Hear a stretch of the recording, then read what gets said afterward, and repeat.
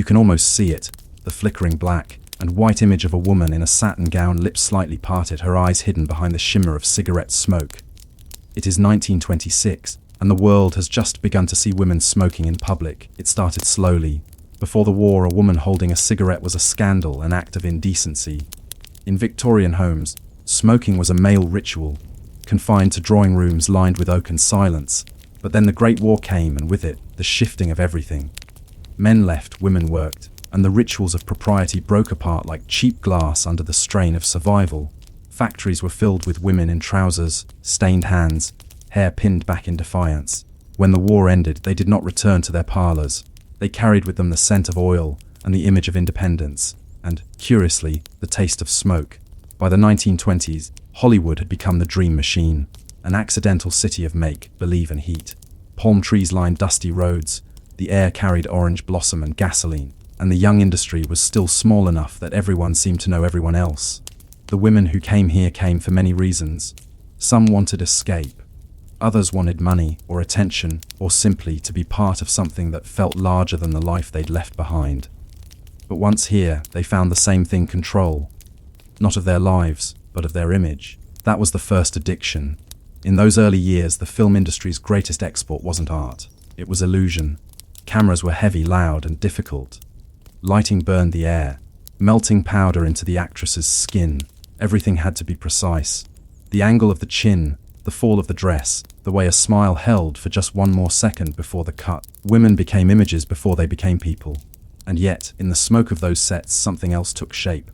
Cigarettes, still taboo in polite society, began to appear on screen, not as props, but as symbols. A woman with a cigarette wasn't a mother or a daughter. She was something else entirely. Self-contained, untouchable, modern. When Clara Bow laughed with a cigarette between her fingers, she wasn't just acting, she was rewriting what it meant to be free. It was, ironically, part of a marketing plan. In 1929, Edward Bernays, the so-called father of public relations, staged a now famous event in New York, the Torches of Freedom March. He hired young women to walk down Fifth Avenue, smoking cigarettes in public, declaring it a gesture of equality. But few remember that Hollywood had already been doing that for years. On screen, actresses were lighting up, not as rebels, but as stars. The image spread faster than any advertisement. For millions of women watching in theaters, it was permission. And for the studios, it was control. The studios understood the illusion better than anyone. They signed women to long contracts. 5, sometimes 7 years. Every clause was about the image: no marriage without consent, no weight gain, no scandals, no pregnancy. They owned the faces that filled the screen, and by extension, the bodies that carried them. To keep that control, the studios built an ecosystem of quiet dependencies. There were pills for sleep, pills for energy, pills for weight. Amphetamines were marketed under names like Benzedrine and Obertrol. Doctors, hired by the studios, would hand them out like vitamins. Cigarettes were the safer addiction. They kept the appetite away and the nerves steady. Between scenes, a makeup girl would step forward, light a cigarette, and place it in an actress's hand before the director called action. It wasn't just fashion, it was survival. And then there was the isolation. Hollywood women lived under watch. Their apartments were leased through studio agents, their mail was screened. Public outings were scheduled, rehearsed, photographed. The illusion of freedom had to be maintained. Behind closed doors, the air was filled with smoke and silence. Many smoked simply because it was something they could control, a private act in a life built for public consumption. The early fan magazines tell part of the story. Screenland, Photoplay, Motion Picture Classic, all printed portraits of glowing women, often with cigarettes delicately posed between their fingers. The captions used words like sophisticated, modern, independent. The irony, of course, is that most of these women were anything but free. Take Norma Talmadge, for example. She was one of the great silent stars, earning more in a year than most women would in a lifetime. She played queens, heiresses, temptresses, the kind of women who seemed born to be admired. But off-screen, she lived under the iron control of her husband and producer, Joseph Schenck. Her schedule was dictated by his studio's needs. When she tried to quit acting, he reminded her of the contracts. Cigarettes became her one visible rebellion. In interviews, she smoked openly, a gesture small enough to be fashionable, but pointed enough to feel defiant. There were hundreds of women like her, some famous, some forgotten, many whose names appeared only once, in small, typed credits at the bottom of a poster, before disappearing forever. For them, the addiction wasn't just chemical, it was structural, an entire industry built on dependency, wrapped in glamour. And yet, despite the fatigue, the contracts, the whispers, the women of Hollywood became icons. They carried themselves with poise even when their nerves trembled. They smiled even when the lights seared their eyes. They smoked, not because it was fashionable, but because it helped them stay awake through long shooting days. Because it gave them something to hold when they weren't allowed to speak their minds. There are stories, quiet, unverified, but persistent, of women fainting between takes, of makeup artists fanning the haze of cigarette smoke just enough to keep the cameras rolling. The smell of nicotine mixed with hot lights and powdered rouge became part of the set itself. No one questioned it. Everyone smoked, directors, grips, cameramen, script girls, actors. The haze was literal and cultural. It softened the edges of everything. But behind the scenes, there were consequences. In 1928, a series of small studio fires broke out. Nitrate film was notoriously flammable, and the mixture of smoke, celluloid, and electric light was lethal. One such fire, at Metro's storage vault in Culver City, destroyed hundreds of reels. Officially, it was blamed on faulty wiring. Unofficially, it started when a cigarette was left burning on a table. Few outside the studio ever heard about it. The illusion, as always, had to be preserved. For women, especially, cigarettes carried another meaning, one that was not advertised. They were a mark of belonging in a male space. A woman who smoked on set could blend in with her male colleagues, could seem worldly, even untouchable. In a city where reputations were currency, that mattered. But it also came with cost. The smell of smoke lingered, staining the silk gowns, the wigs, the hands. Over time, it left its mark on the skin, fine lines, dulled color, the slow erosion of youth. And youth was the only commodity that truly mattered. By the end of the decade, the first wave of Hollywood women, the silent generation, began to fade. The arrival of sound in 1927 changed everything. New voices replaced familiar faces. Many of the old stars couldn't adapt their accents, their tones. Their pacing suddenly felt wrong for talkies. The industry moved on, ruthless and fast. And yet, the image of the smoking woman remained. It was still seductive, still powerful, still profitable. By the 1930s, cigarette companies began sponsoring Hollywood films directly, paying for product placements long before the term existed. A woman lighting a Lucky Strike on screen could move millions of packs off the shelves. Advertisers called it glamorizing consumption. Historians later called it manipulation. But in the 1920s, for the women themselves, it was something simpler. It was a small act of survival inside a system built to consume them. There's an image, not a famous one, but preserved in an archive at UCLA, a production still from a forgotten 1925 melodrama titled The Silver Kiss.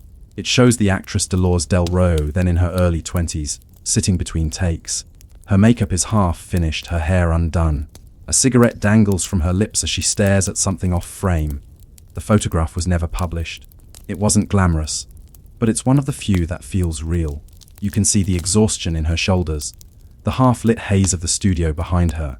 She looks both ordinary and unreachable, like someone caught between roles. It's a moment that sums up the paradox of the era. Women were visible, but not seen, desired, but not heard. And in the thin curl of cigarette smoke rising from that image, you can almost sense the cost of it all. The women of early Hollywood weren't addicts in the way we imagine now. They were survivors of a system that rewarded endurance above all. Cigarettes were just one of the many things that kept them going, along with caffeine, studio doctors, and the quiet camaraderie of other women who understood.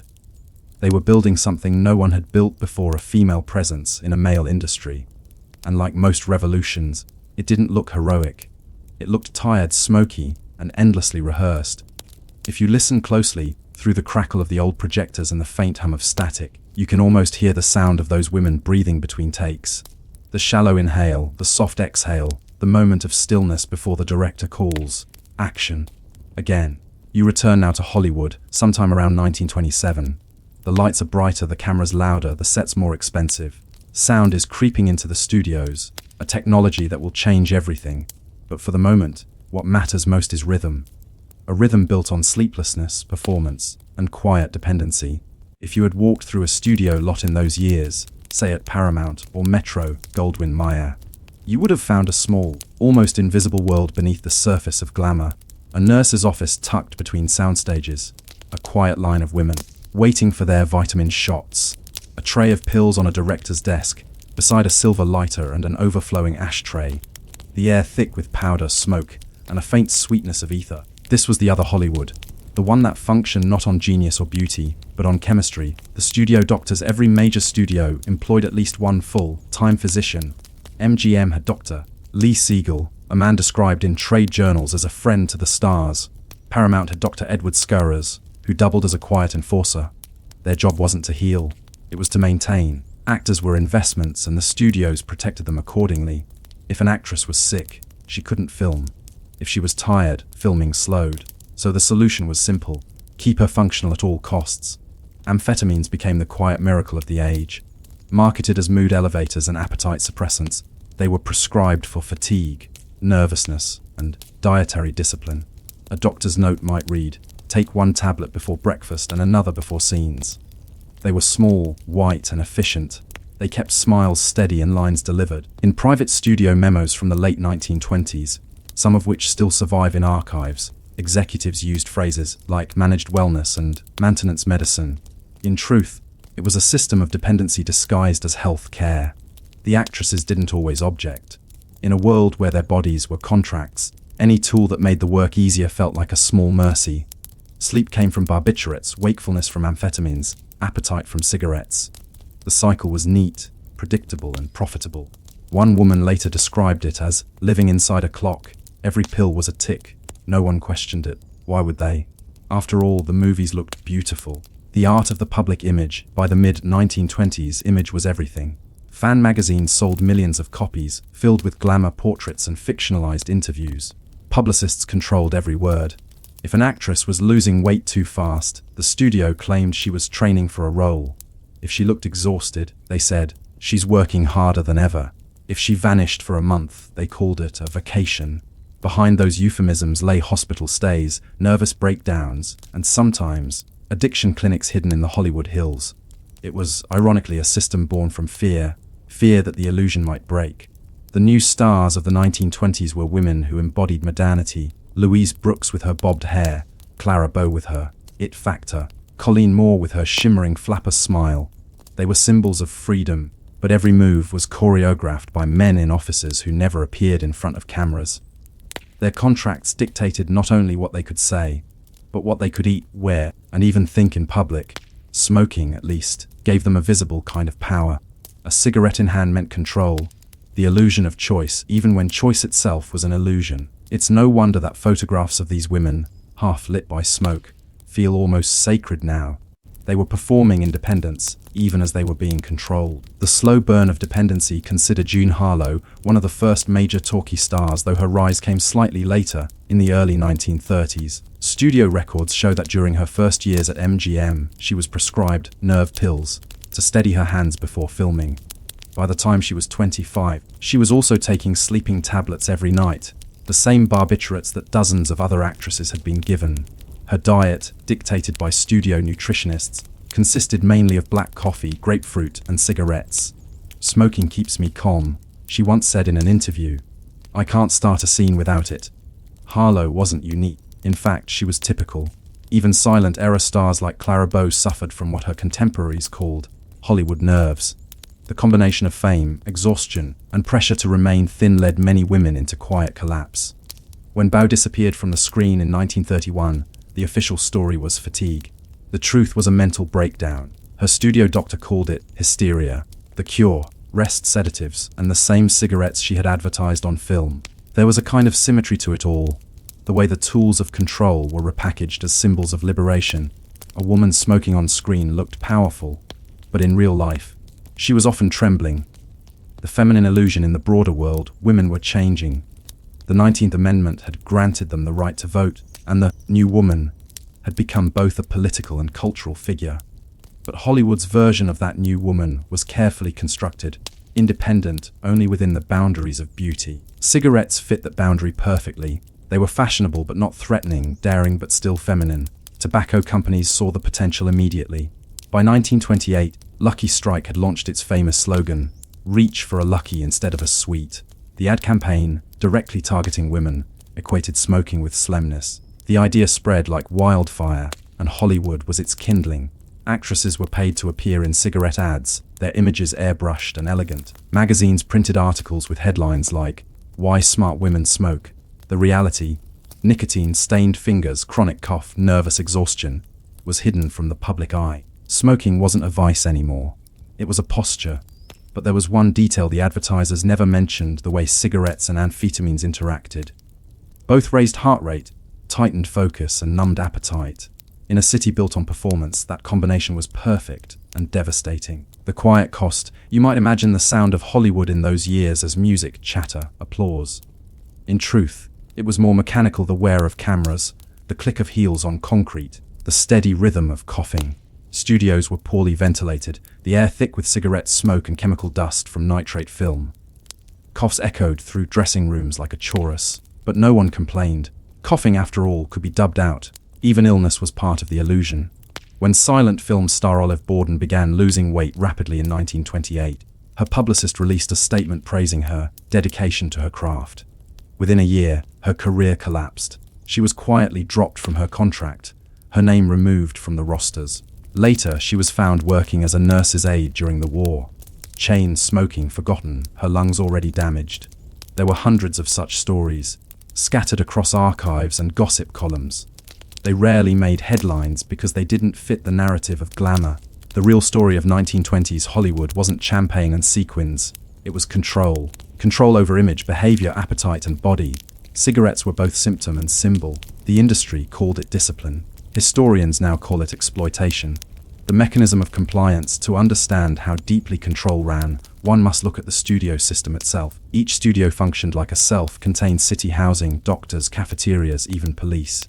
The actors were employees, salaried, contracted, and closely monitored. Women, in particular, were treated as investments to be managed. If an actress refused a role, she could be suspended. If she gained weight, her pay could be cut. If she became pregnant, her contract was often terminated. To avoid all that, many turned to the same quiet remedies offered by the studio doctors. The cycle was elegant and cruel: amphetamines to wake up, cigarettes to suppress hunger, sedatives to sleep. Repeat. It kept production moving, faces glowing, and scandals minimized. Behind every radiant publicity photo was a system designed to ensure the subject never wavered, chemically or emotionally. A few, however, tried to resist. Mary Astor, known later for the Maltese Falcon, wrote in her private diary about refusing. "The pills that made me hollow." She described feeling alone on set, surrounded by smoke and false laughter. "Everyone looks perfect," she wrote, but no one breathes deeply. Her entry was dated 1928. It was never meant to be published. The small acts of defiance: not every woman complied quietly. Some rebelled, subtly, almost invisibly. They smoked off-brand cigarettes, ones not approved by the advertisers. They refused the vitamin shots, claiming nerves of iron. They stayed home on Sundays, claiming illness, when really they just wanted silence. Small gestures, all of them. But in a system that thrived on uniformity, even tiny defiance mattered. There's a story, not in the official records, but passed around by film historians, about a young extra on the 1927 set of Wings. She had no lines, just background work, but she refused to smoke on camera when the director asked. He told her, "It's part of the scene." She replied, "So is breathing, and I'll do that instead." No one remembered her name. She never appeared in another film. But the story survived, like a wisp of smoke that refused to vanish. The turning point: by the end of the decade, the illusion began to crack. The transition to sound exposed the human side of Hollywood, voices trembling, accents betraying class and origin. The Depression loomed, the studios tightened budgets, and even the brightest stars began to fade. But the cigarettes remained. They were too deeply woven into the fabric of film to disappear.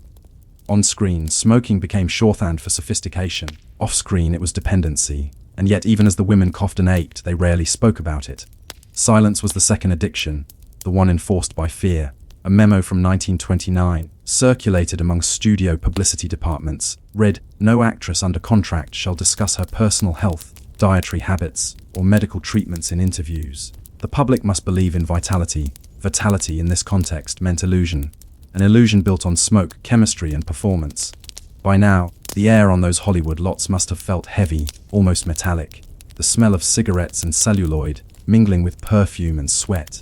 The constant hum of electricity, women walking from dressing rooms to stages, heels clicking in rhythm, each holding a small white cylinder between their fingers. not as rebellion anymore, but as routine. No one called it addiction. No one called it control. It was just the cost of staying in the picture. But what happens when control becomes indistinguishable from dependence? When the illusion of freedom is maintained only through the very chains that bind it? Could these women, trapped between glamour and survival, ever truly reclaim their own image? It's the early 1930s now, and the world outside Hollywood has changed. The stock market has collapsed. Banks have failed, breadlines stretch down city streets, and in the hills above Los Angeles, the orange groves are being sold to make way for more studios, more illusions. But inside those soundstages, sealed boxes of light and smoke, the dream continues.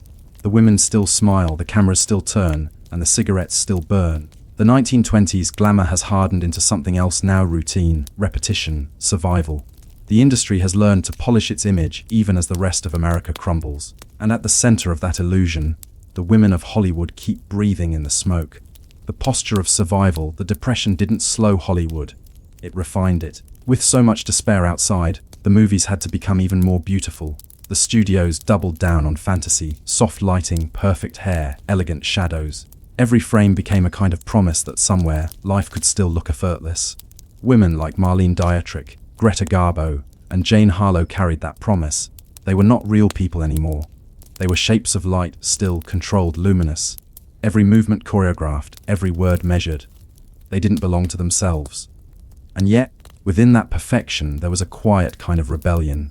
Smoking had long since crossed the line from scandal to expectation. It was no longer shocking to see a woman with a cigarette. It was required. The image of the femme fatale, the modern woman, depended on it.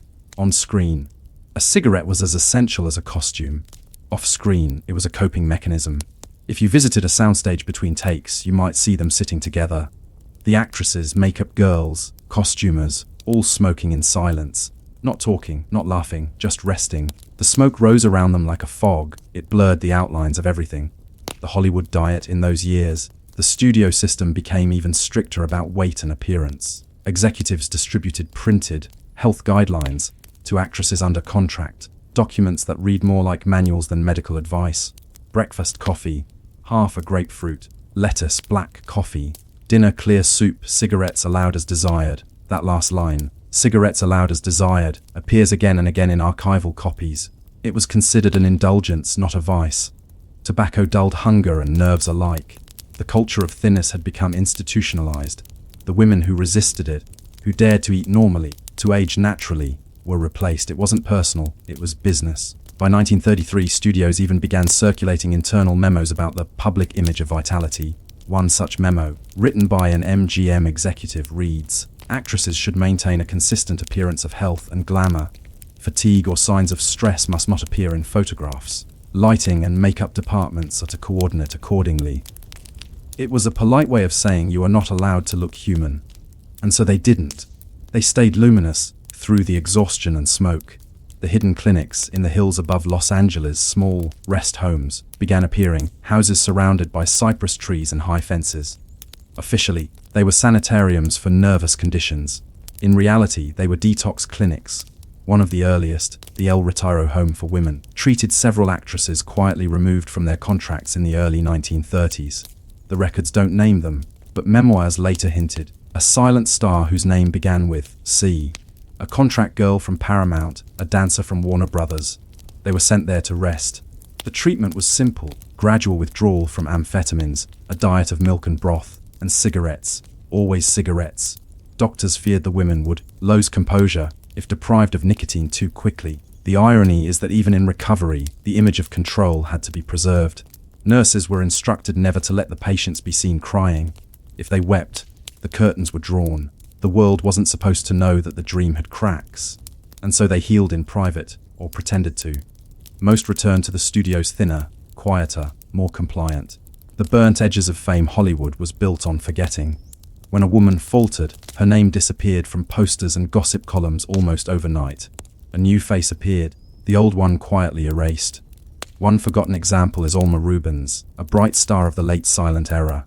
She had been a leading lady in The Valley of the Giants and The Firefly of Tough Luck.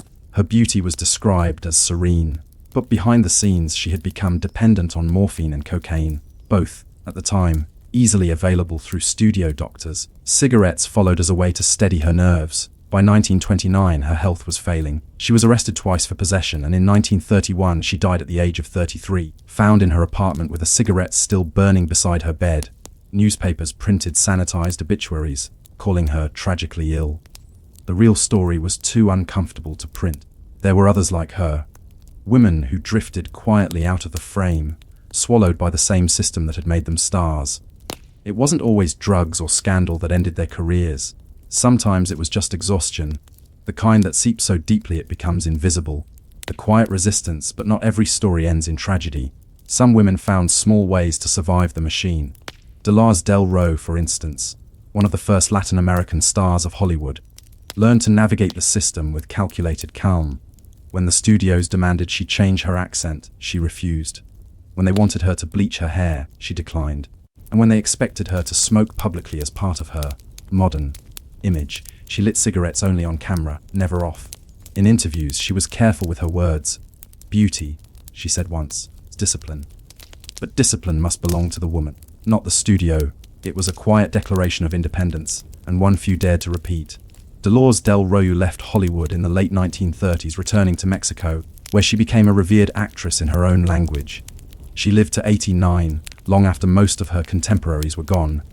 Her career, unlike theirs, had edges she owned. The legacy of smoke. By the 1940s, cigarettes had become inseparable from Hollywood's image. The haze of smoke was no longer a secret. It was aesthetic. Film noir made it iconic. The lighting itself seemed designed for smoke, sharp, moody, forgiving.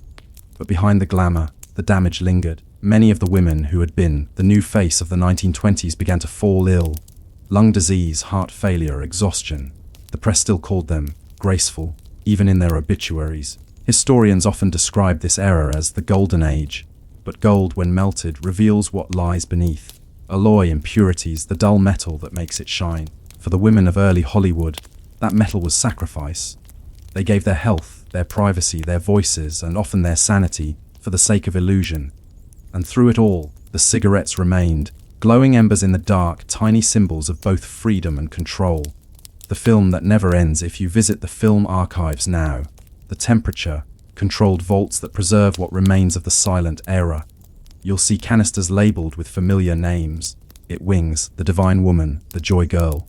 Some are complete, most are fragments. Film stock from the 1920s was nitrate, unstable, flammable, and prone to decay.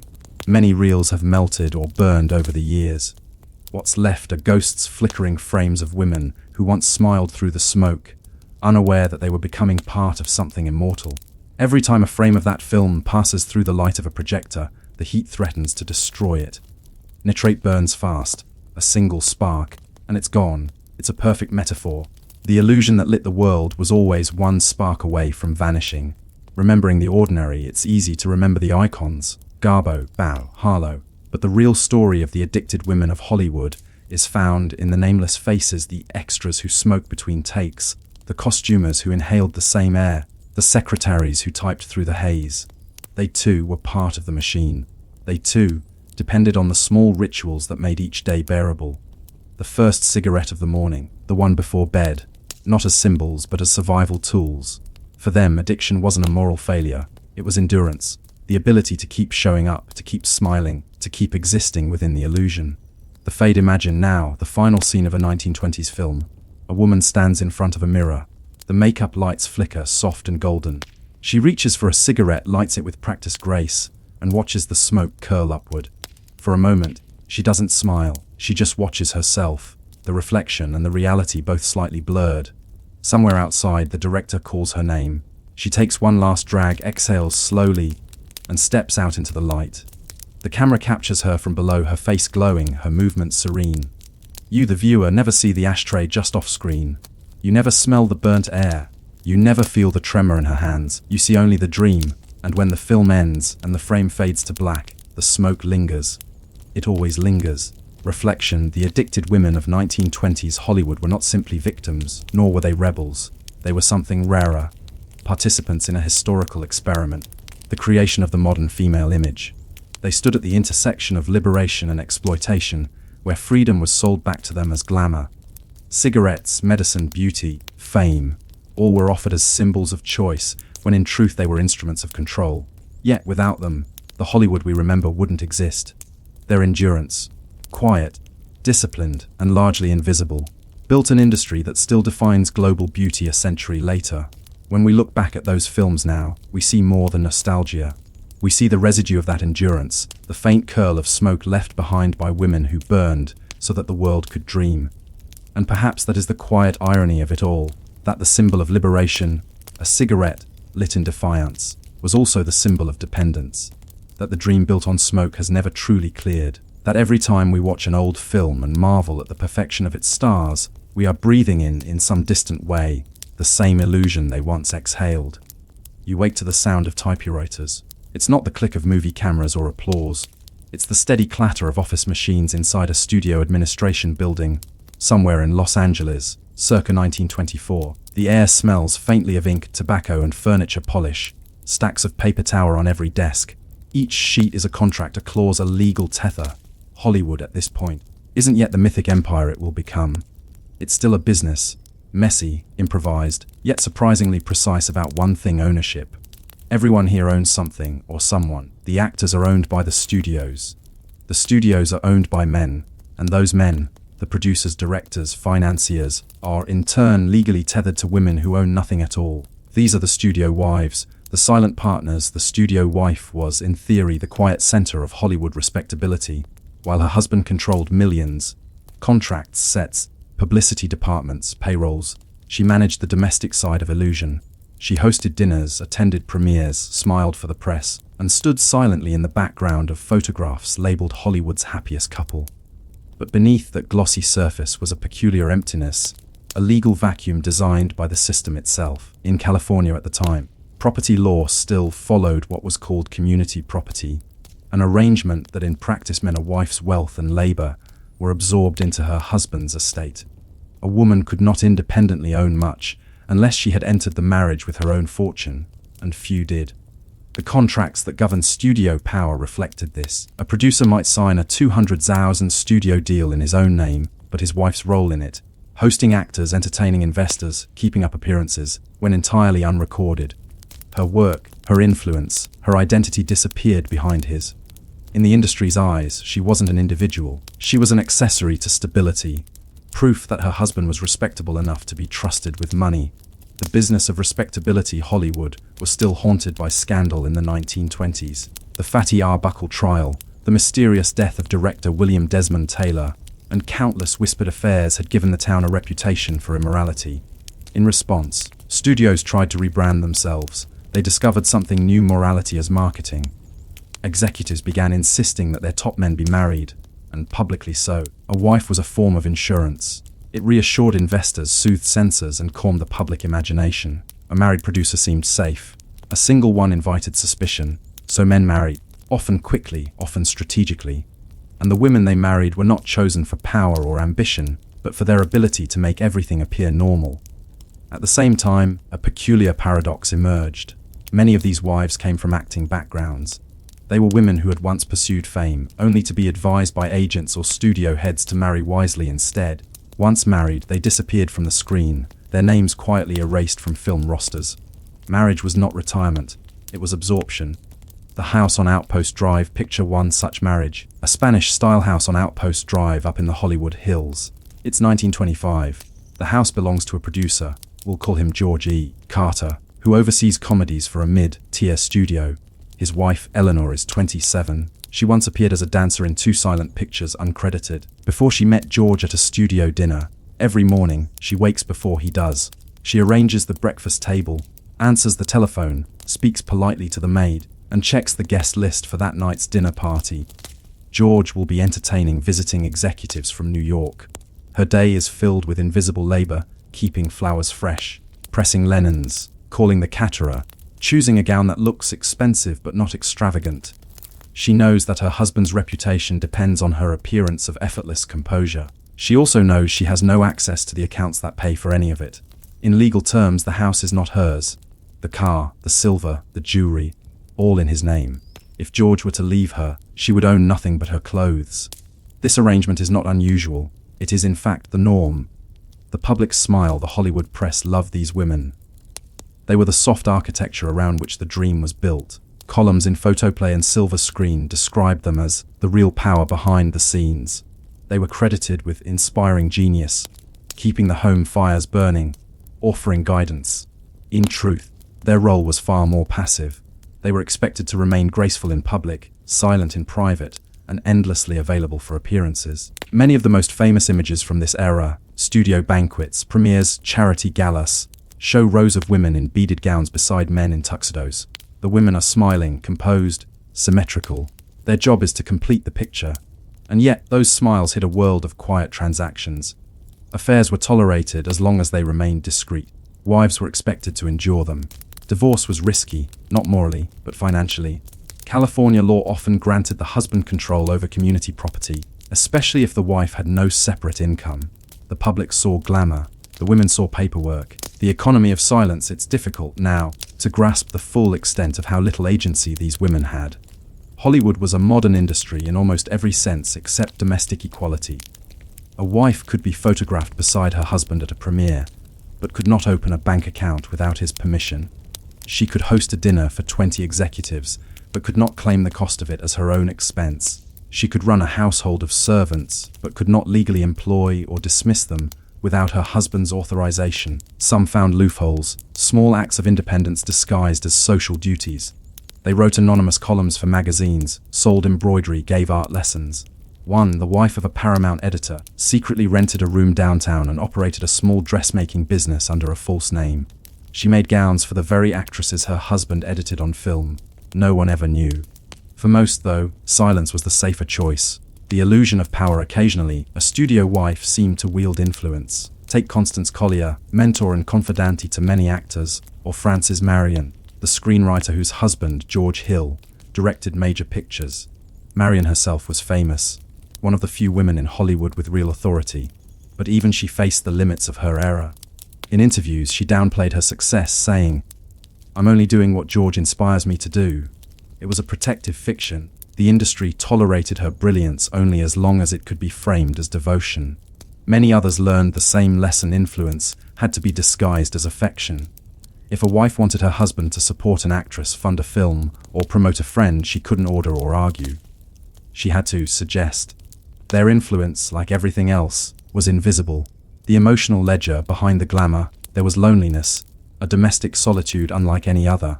These women lived surrounded by luxury but had few genuine friends. They were expected to trust no one, not servants, not neighbors, not even other wives, who might gossip to reporters. The city itself was built on rumor. Some found solace in small rituals. They gardened, they collected porcelain, they smoked. Cigarettes became, once again, the quiet companions of constraint. Lighting one was a way to pass the time, to calm the nerves, to fill the long afternoons while their husbands stayed at the studios until midnight. One diary entry from 1927, belonging to the wife of a Universal producer, reads, "Every day feels like a rehearsal. The house is the set. I am the prop. When George comes home, I light a cigarette so I will have something to hold instead of my thoughts." The line feels almost cinematic. The law and the loss. By the late 1920s, divorce rates in California began to rise. The courts grew crowded with Hollywood wives seeking settlements, many of them unprepared for what awaited them. In most cases, they discovered that nearly everything, the house, the car, even the furniture, belonged to the husband's studio or business account. Legal ownership had been carefully structured to minimize loss. Women who had spent a decade performing respectability walked away with almost nothing. A few fought back. Mary Pickford, though a star in her own right, famously renegotiated her contracts after her divorce from Douglas Fairbanks, insisting on full control of her own company shares. But Pickford was the exception. She had money, influence, and lawyers. Most women had only silence, and yet, even in losing, they preserved the illusion. Newspapers described such divorces as amicable, civilized, the end of a grand romance. The public never saw the paperwork, only the photographs of composed faces and polite farewells. The unrecorded legacy today, the names of these wives have largely vanished. Their photographs remain, often miscaptioned, sometimes unnamed.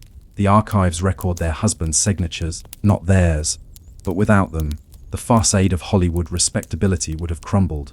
They hosted the parties that soothed investors, maintained the images that reassured middle America, and absorbed the emotional turbulence of men building an empire of illusion.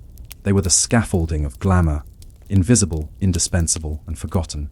And yet, the question remains, when a life becomes a contract, what part of it still belongs to the self? Can ownership ever exist in a system that defines value only through appearance?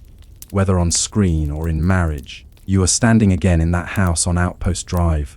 The evening air is heavy with the scent of orange blossoms and gasoline, the mingling fragrances of Los Angeles in 1926. The city hums below, a grid of weak electric light stretching toward the dark outline of the Pacific. Inside, a dinner party is beginning. Eleanor Carter has arranged everything precisely.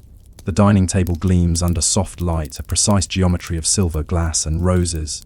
Her husband, George, is due home any minute, accompanied by 2 studio executives and a young actress he's mentoring. The house smells of roast duck and brandy. The gramophone hums faintly from the next room. Eleanor sits perfectly still, adjusting nothing, yet feeling that something invisible, has already shifted. This is the atmosphere of the studio wife's life, controlled, rehearsed, perpetually observed. The economics of marriage in the roaring heart of 1920s Hollywood. Wealth itself was performance. A producer's salary could soar to $3,000 a week, yet much of that never reached his home. Studios often paid directly for their executives' living expenses, leasing their homes, furnishing them, covering servants' wages, under company accounts. This meant that even the wealthiest women in Hollywood lived in houses they didn't technically own. The Los Angeles Times once reported that the wives of film magnates spent money as though it grew in the garden, but the truth was more bureaucratic than decadent. Each expenditure required approval, each bill passed through studio accountants. Even gifts to friends were occasionally itemized under public relations.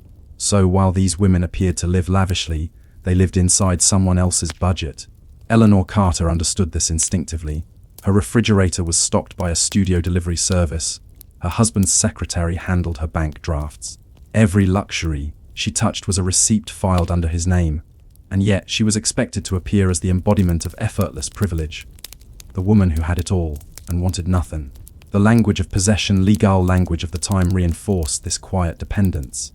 Marriage contracts, particularly among the wealthy, often included morality clauses and fidelity agreements designed to protect the husband's reputation. If a wife embarrassed him, through gossip, appearance, or behavior, she could be cut off financially. The inverse, however, was rarely true. A husband's infidelities were treated as personal weaknesses, not public breaches. The phrase "to have and to hold" acquired a corporate logic in Hollywood. It wasn't merely a vow, it was a declaration of ownership. You can see it in the way studios referred to their families. Paramount had its studio family, MGM, its home of the stars. Wives were expected to extend that branding into domestic life, to mirror the same hierarchy inside their homes that existed on the studio lot. And many did, often unconsciously. Servants were given call times, meals were scheduled like production meetings, even social events followed a script, the script of respectability. By 1927, dinner parties had become the unofficial boardrooms of Hollywood. Decisions about casting, contracts, and censorship often began over champagne in living rooms dressed like sets. A studio wife's success was measured by the smoothness of her gatherings, no awkward silences, no unplanned interruptions, no mention of politics or religion. Every evening was a balancing act, glamour without scandal, intimacy without impropriety. The unspoken rule was simple: conversation must never threaten the illusion of harmony. Eleanor Carter had learned this early. She could sense when a man was about to bring up a forbidden subject and redirect it gracefully toward a neutral anecdote about fashion or golf. She could smile at an actress without betraying envy. She could appear endlessly calm, even when she knew her husband's hand lingered too long on someone else's arm. In a world built on image, her silence was her professionalism. The studio wives' network behind that silence, though, an informal network was forming, a quiet system of mutual recognition among women who lived similar lives. They met at luncheons, charity teas, and church socials. They exchanged recipes and secrets in the same breath. Through coded language, they spoke of loneliness, of suspicion, of money they could not touch. They developed small strategies of independence. One woman kept a hidden account by selling jewelry through a discreet downtown pawnbroker. Another kept a separate post office box under her maiden name. A few hired private detectives not to spy on their husbands, but to find out where their own property had been hidden under corporate titles. These acts were quiet rebellions, invisible to the outside world, but vital to their sense of agency. It was not revolution, it was survival. The scandal machine Hollywood in the 1920s was obsessed with scandal, yet depended on it. Newspapers thrived on gossip. Studios hired publicists not only to generate good press, but to contain the bad. When a wife left her husband, the studio's fixers often intervened. They rewrote the narrative before it could reach the papers. Divorce became a trial separation. Adultery became creative differences. Women who resisted this rewriting risked being ostracized. To speak openly was to threaten the brand. The Motion Picture Producers and Distributors of America, the MPPDA, enforced a code of moral conduct that extended unofficially to private life. The men could sin discreetly, the women could not sin at all. Thus, many wives learned to manage their crises through performance. They became actresses once more, but off-screen, performing stability for a city that demanded perfection. The psychiatric solution. By the late 1920s, a new word entered the social vocabulary: nervous exhaustion. It was a polite euphemism for what many studio wives experienced: depression, anxiety, disillusionment. Their lives, structured around appearance, left little room for selfhood.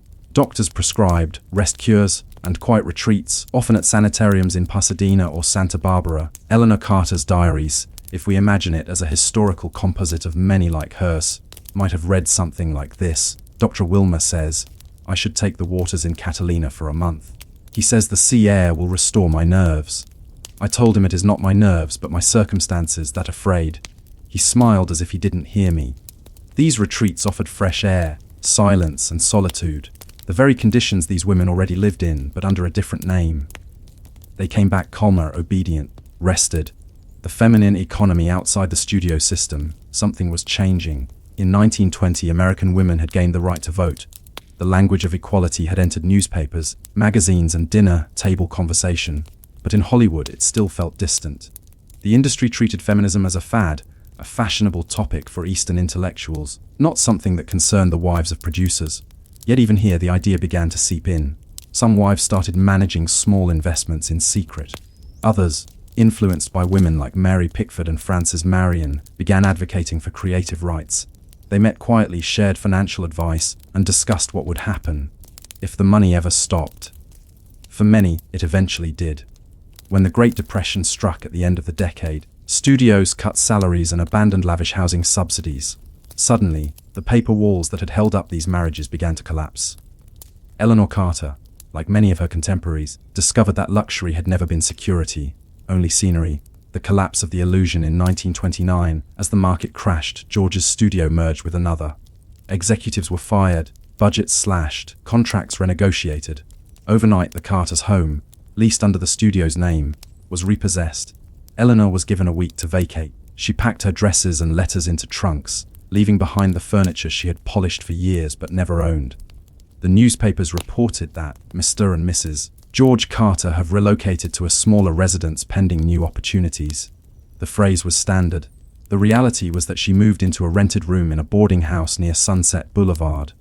The fall from luxury to obscurity was not unique. Dozens of studio wives faced the same fate, their identities erased alongside the contracts that had once defined them.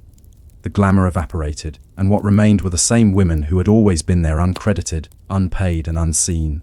The quiet after the music, the 1930s would bring new codes, new stars, and new scandals. But for the women of the 1920s, the silence remained their most enduring legacy. They had built the illusion of normalcy for a city that thrived on fantasy. They had smiled through betrayals, hosted through humiliations, aged out of relevance in the shadows of spotlights. Their absence from history books is not accidental. It is structural, a reflection of the contracts that erase them from the record in life as in law. And yet, if you look closely enough, they are still there, in the background of photographs, in forgotten letters, in the footnotes of divorce proceedings and property ledgers. They were the invisible infrastructure of Hollywood's golden age. But the question lingers, faintly like smoke after a dinner party. When a system is built on illusion, can anyone within it ever truly know who they are? The year is 1933. The city has changed. The hills above Hollywood are quieter now. Fewer lights, fewer parties, fewer limousines crawling up the winding drives at dusk. The mansions that once echoed with laughter and gramophones now stand half empty, their fountains dry, their windows shuttered. The Depression has done what no scandal or sermon ever could. It has humbled Hollywood. And in that silence, you can begin to hear the faint rustle of paper, divorce decrees, foreclosure notices, unpaid contracts, all fluttering through a city that once thought itself immune to gravity. Eleanor Carter sits at a small wooden desk in a rented apartment above a dress shop on Melrose. She is 35. Her hands are pale from disuse. The room smells of starch and mothballs. The typewriter before her is borrowed. She is attempting to write a letter, not to her husband, nor to any lawyer, but to herself. The remnant life for women like Eleanor, life after the fall of the studio marriage, was neither tragic nor triumphant, merely obscure. Some found work again quietly. They became secretaries, shop assistants, or boarding house keepers. A few, drawing on the social skills they'd honed in their previous lives, became etiquette instructors or public relations consultants. They traded diamonds for modest pensions, servants for solitude. The contrast between their old lives and their new was stark, but strangely, many described feeling relief. "I don't have to perform breakfast anymore," one former studio wife wrote in a private letter in 1934. "I can eat toast without rouge on my cheeks." There is something almost monastic in this adjustment, a withdrawal from the world of appearances into a quieter, plainer existence. For Eleanor, the rhythm of her days has slowed. She rises late, opens her window to the street below, and listens to the city hum faintly with engines and pigeons. Her past feels like a film reel unspooling in another room.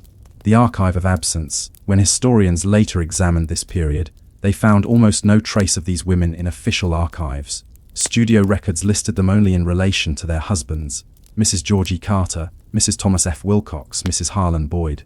Their individual names vanish from correspondence, replaced by initials or generic salutations. Yet occasionally their handwriting survived, in recipe cards, invitations, or the margins of guest lists. The handwriting itself is elegant, controlled, almost ceremonial. Each flourish and curve of ink a tiny defiance against the anonymity imposed upon them. The silence of the archive is its own kind of evidence. It tells us what was not considered worth saving. In Hollywood's mythology, the wives were never protagonists. They were context.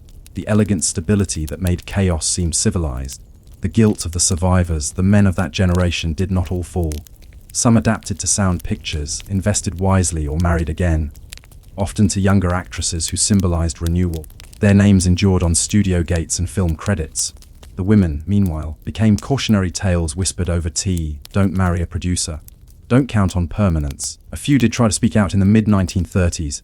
Gossip columnist Loila Parsons published a series of anonymous letters from former Hollywood wives, describing the loneliness and humiliation of their marriages. Studios responded swiftly. The letters were labeled fiction. The message was clear: history would only remember the version that served the image. For those left behind, there was guilt, not for what they had done, but for what they had believed. They had believed in the system, in respectability, in their role as the quiet center of success. And when that belief crumbled, they felt complicit in their own erasure. Eleanor sometimes rereads her old clippings, her photograph beside George in Photoplay, her smile careful, her gloves perfect. She wonders who that woman was and whether she had ever truly existed.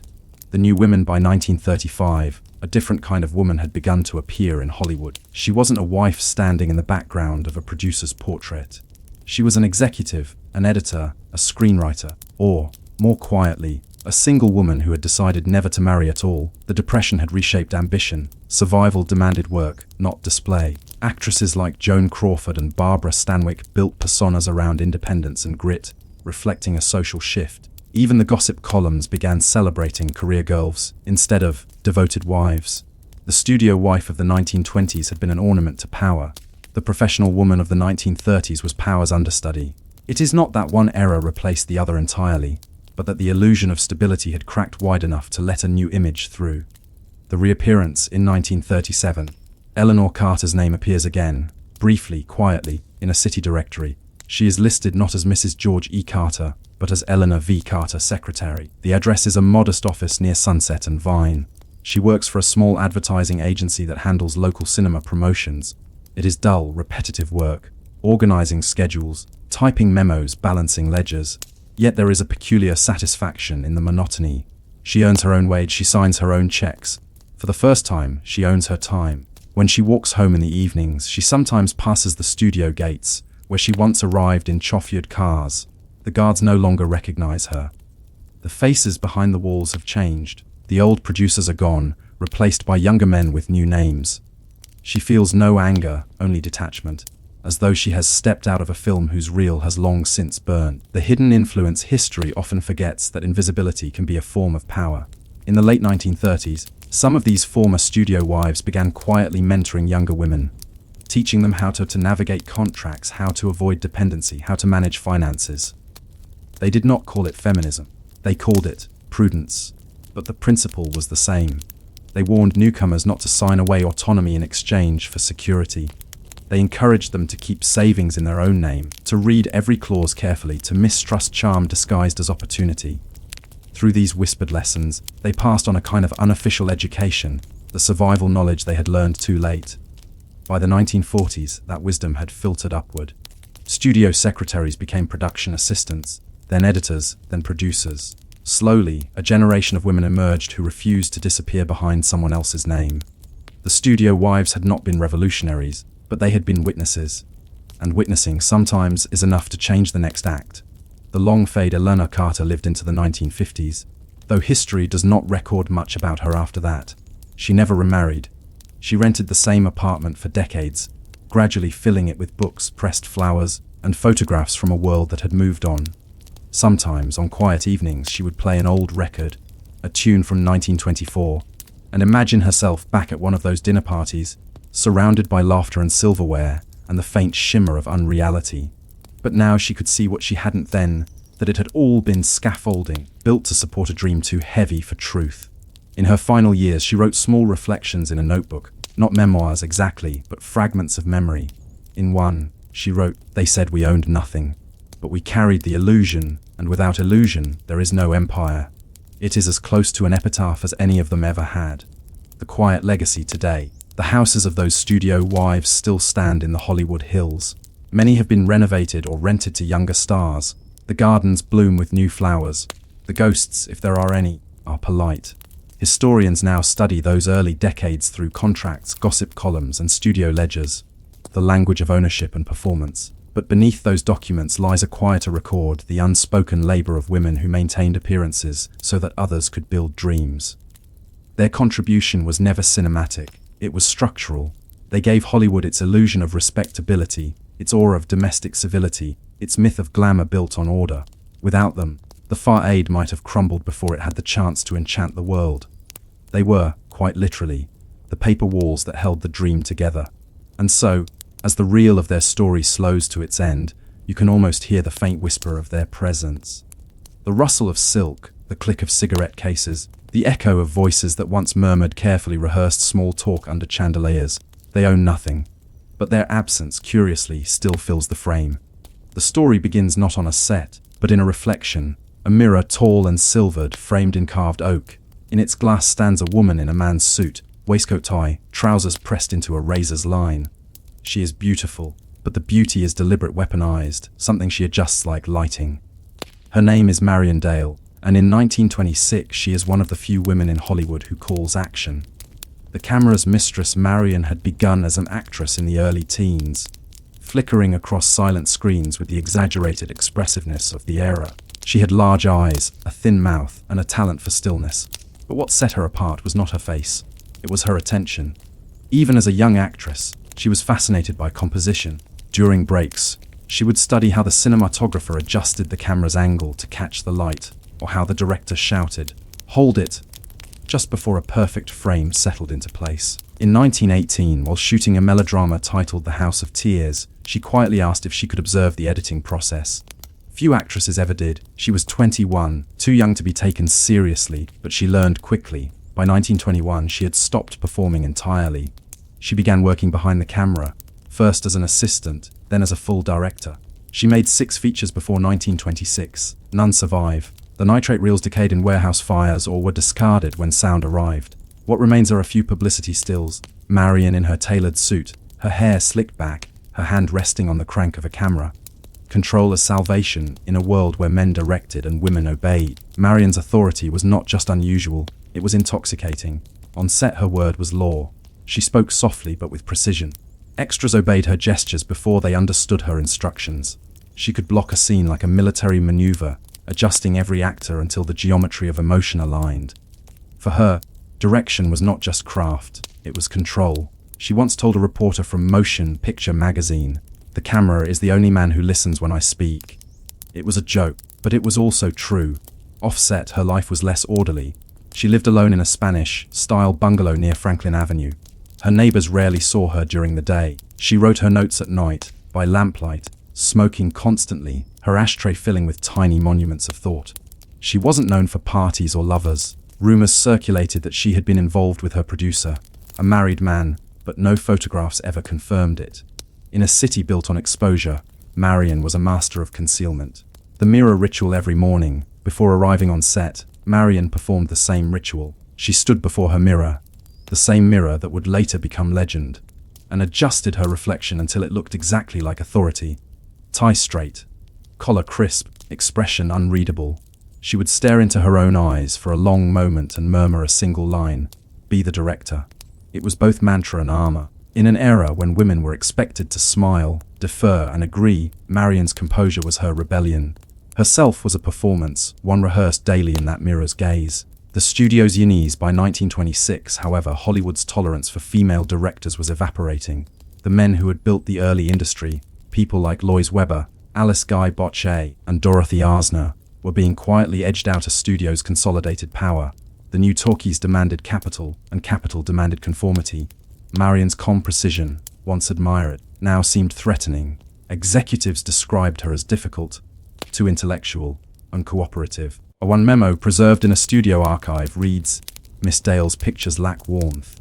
She should return to acting or consider screenwriting." She read that line once, twice, then tore it in half. But privately it wounded her, because warmth, emotional control, was the very thing she had sacrificed to keep her authority intact. The affair that wasn't around this time, gossip columns began whispering about Marion's close friendship with actress Evelyn Rhodes, a luminous 20-year-old starlet known for her tragic eyes and scandalous independence. The rumors were never confirmed, but in the only surviving letter written by Evelyn to Marion, dated November 1926, she writes, "I think I finally understand why you hide behind that mirror. It's the only place no one can rewrite you." The handwriting trembles, the ink faintly smudged. It suggests affection, perhaps longing, but also a kind of resignation. A few months later, Evelyn married a producer and moved to New York. Marion sent no reply. The last picture in 1927, Marion began work on what would be her final film, The Mirror Room. The premise was eerily autobiographical, a story about a woman who discovers that her reflection lives a different life, one where she is free from expectation. Each night, the reflection beckons her closer, until the two finally trade places. Critics would later call it the first psychological film about gender, but at the time, it was dismissed as too strange, too abstract, and lacking romance. Only fragments of its script survive, but one line is underlined in red pencil. "The reflection has no master," a Marion's handwriting. Production was troubled from the start. The studio slashed her budget, forced rewrites, and demanded a male co-director to soften the tone. She refused. By December 1927, The Mirror Room was shelved unfinished. Marion was quietly released from her contract. The disappearance after that, she seemed to dissolve. A 1928 trade paper lists her as unattached. A 1930 census record places her in Los Angeles. Occupation, write us unemployed. Then nothing. No death notice. No obituary, only a faint rumor, recorded decades later by a film historian, that she had gone east. Perhaps to Chicago, perhaps to London, and lived under another name. But the mirror remained. In 1932, a prop dealer listed large oak mirror, possibly from director Marion Dale's estate, for sale in a studio liquidation auction. It sold for the 14. Its buyer's name was never recorded. The reflections return years later in 1951. An actress named Lillian Marks, working on a new film about early Hollywood, claimed to have purchased a mirror from an antique shop on Melrose. She said that when she looked into it, she could see a woman in a man's suit standing behind her. The story circulated briefly, then faded, but in a way it felt fitting. Marion had always lived through images. If her ghost lingered anywhere, it would be on the surface of glass, watching, framing, adjusting. The historical afterimage, modern scholars still debate Marion Dale's significance. Some call her a pioneer of visual composition, citing her surviving notes on lighting and framing. Others see her as a symbol, a mirror herself, reflecting the anxieties of women who wanted power in a world built to deny it. Her addiction, if one can call it that, was not to cigarettes or cocaine or alcohol. It was to control of her image. control of her world, control of how others saw her. But control is a fragile drug. It requires constant maintenance, constant rehearsal, and once it slips, the crash is brutal. Marion's reflection became her last audience, and when that audience disappeared, so did she. The year was 1931, and sound had conquered the screen. The talkies had arrived, and silence, once the lifeblood of cinema, became a relic. Directors of the old era struggled to adapt. Studios devoured themselves in mergers, and women, once quietly influential in the silent years, were all but erased from the credits. Somewhere in this chaos, the Mirror Room was resurrected, or, more accurately, scavenged. The lost reels a studio clerk named Edward L. Whitman was cleaning the vaults at the now defunct Paragon Pictures when he discovered several canisters marked MD. Most were unlabeled. One bore the faded word Myra. Whitman, who fancied himself an amateur archivist, screened the footage privately in a projection room. What he saw was incomplete, disjointed, but haunting. A woman, presumably Evelyn Rodied, standing before a mirror, a reflection that moved differently. A man entering, then disappearing in the glass. The film ended abruptly, as if a reel had been misplaced. Whitman wrote in his notes, "Cinematography excellent. Direction feels disciplined. Like every frame is afraid of being wrong." He sent a memo to the new studio head, suggesting the Mirror Room might be re-edited and released as an experimental short. The proposal was declined. The reels were placed back on a shelf, then later sent to storage. Within a decade, the nitrate stock began to decay. By 1942, the Mirror Room had effectively ceased to exist. The archivist's obsession, but Whitman couldn't forget it. He became quietly obsessed with the mystery of Marion Dale, the vanished director whose name appeared nowhere in the trade press after 1927. He wrote to colleagues, scoured union records, even tracked down the house near Franklin Avenue where she had once lived. It was still there, though boarded up. The garden was wild with uncut ivy. Inside, dust covered everything. A script here, a cracked reel tin there, and in one corner of the living room, an empty space on the wall where a mirror had once hung. He wrote in his diary, "She left the wall clean, as if she took herself with her." Whitman eventually published a small article in the Los Angeles Film Examiner's 1939, titled "The Vanished Women of Silent Film." In it, he devoted 2 paragraphs to Marion Dale, calling her a promising director undone by a changing industry. The piece drew little attention, but among the few who read it was a young female editor named Agnes Harlow, who would later claim that it changed her life. The rumor of the mirror, by the 1940s, Hollywood was already mythologizing its own past, and in that myth-making process, fact and fiction intertwined. The story began as gossip, a stagehand claiming that an actress had fainted after seeing her own reflection move differently in a mirror borrowed from an old prop warehouse. Another insisted that the mirror had belonged to a lady director who disappeared after filming a cursed picture. Then came the ghost stories. By 1949, the tale of the woman in the mirror was a recurring urban legend around the Paramount and RKO backlots. Crew members would whisper that if you looked into a certain studio mirror under red light, you'd see a figure in a man's suit standing behind you. Most laughed, but the rumor persisted. Hollywood's haunted years, post-war Hollywood was restless, a place of contrasts. On the surface, glamour gleamed brighter than ever: Technicolor musicals, widescreen romance, carefully groomed stars. But underneath, the McCarthy hearings, paranoia, and an anxious desire for control defined the mood. Perhaps that's why Marion's legend resurfaced then, not as a feminist rediscovery, but as a ghost story about punishment and defiance. In an industry obsessed with controlling women's images, the idea of a woman who refused to be framed properly was both frightening and seductive. A whisper circulated among editors and sound technicians. The mirror was her lens. She didn't film the world, she filmed herself. It was said that the Mirror Room's final missing reel contained a shot of Marion stepping into the reflection and never returning. No one ever found that reel. The interview that wasn't in 1952. Journalist Frances Lowe, one of the few women working in film criticism at the time, decided to track down the truth behind the story. She managed to find Evelyn Rhodes, by then living quietly in Connecticut, retired from acting and married to a doctor. In her notes, Lowe describes Evelyn as elegant, cautious, and constantly watching the light. When asked about Marion, Evelyn reportedly smiled and said, "She taught me how to stand still long enough to be seen."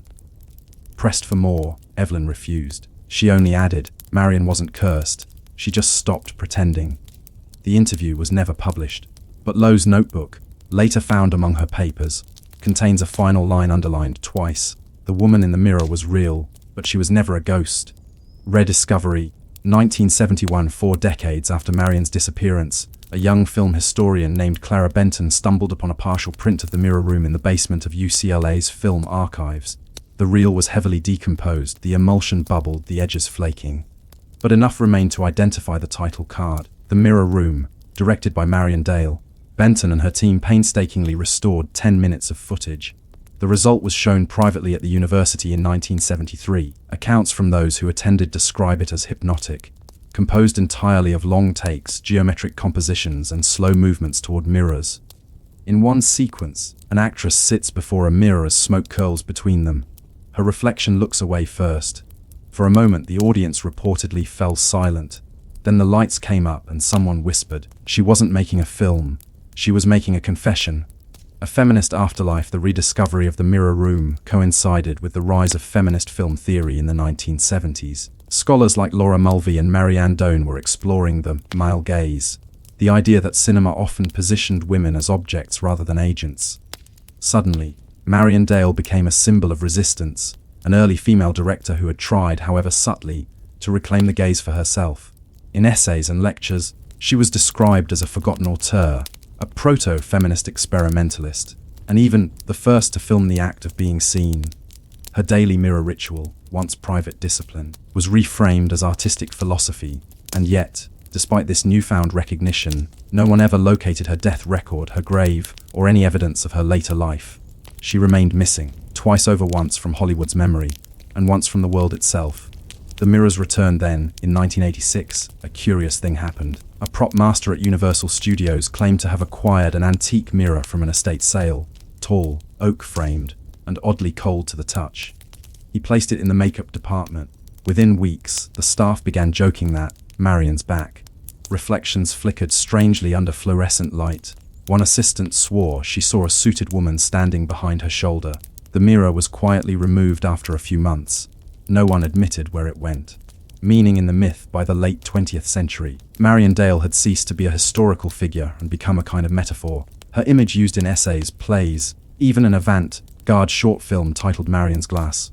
To some, she represented creative control.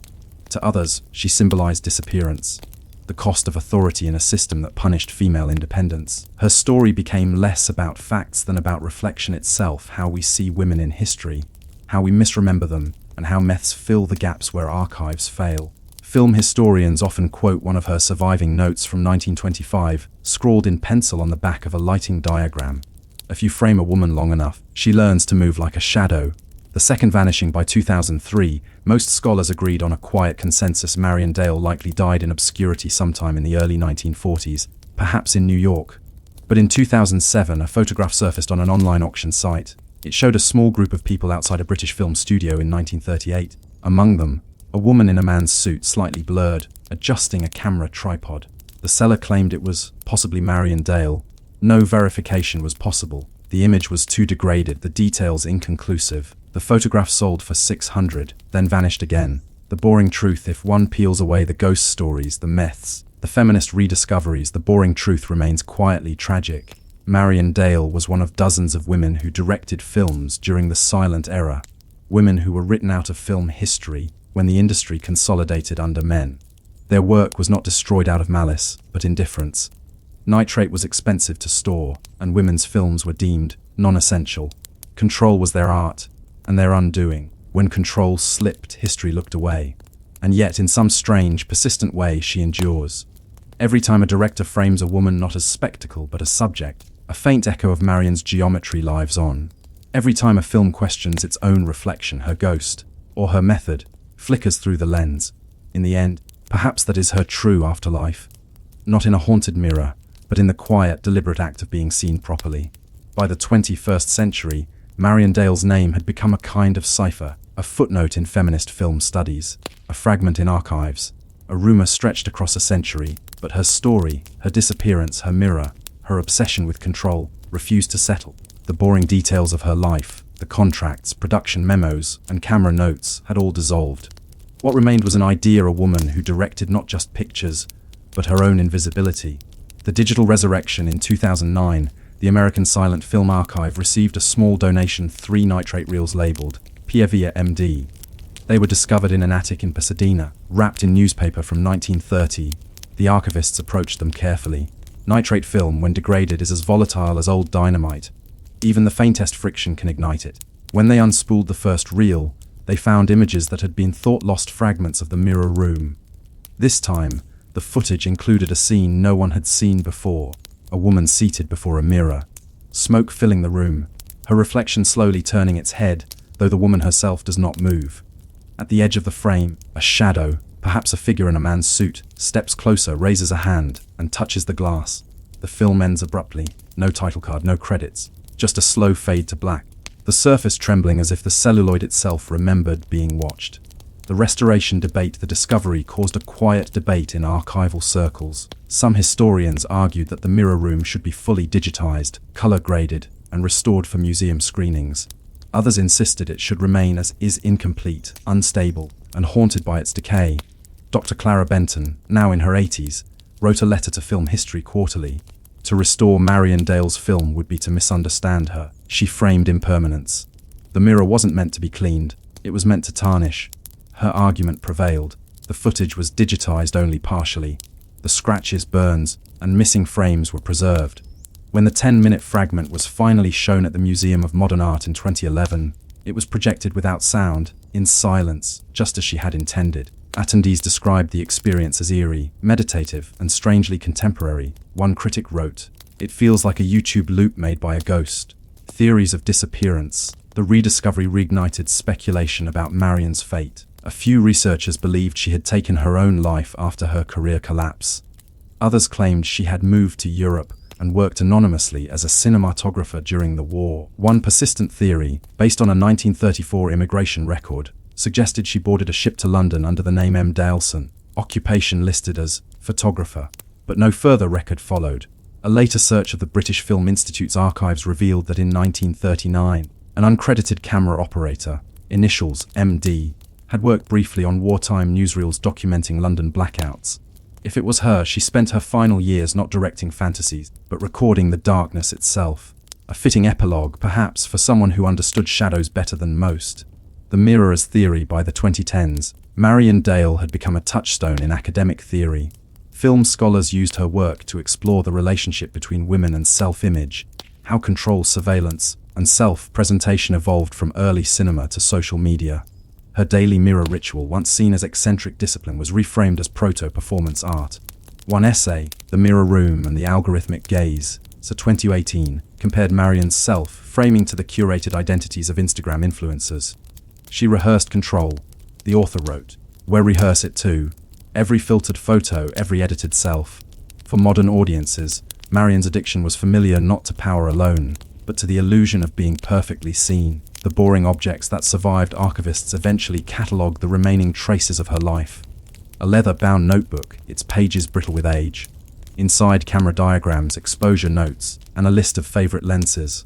A typed page of dialogue from the mirror room, the only surviving line spoken by the reflection.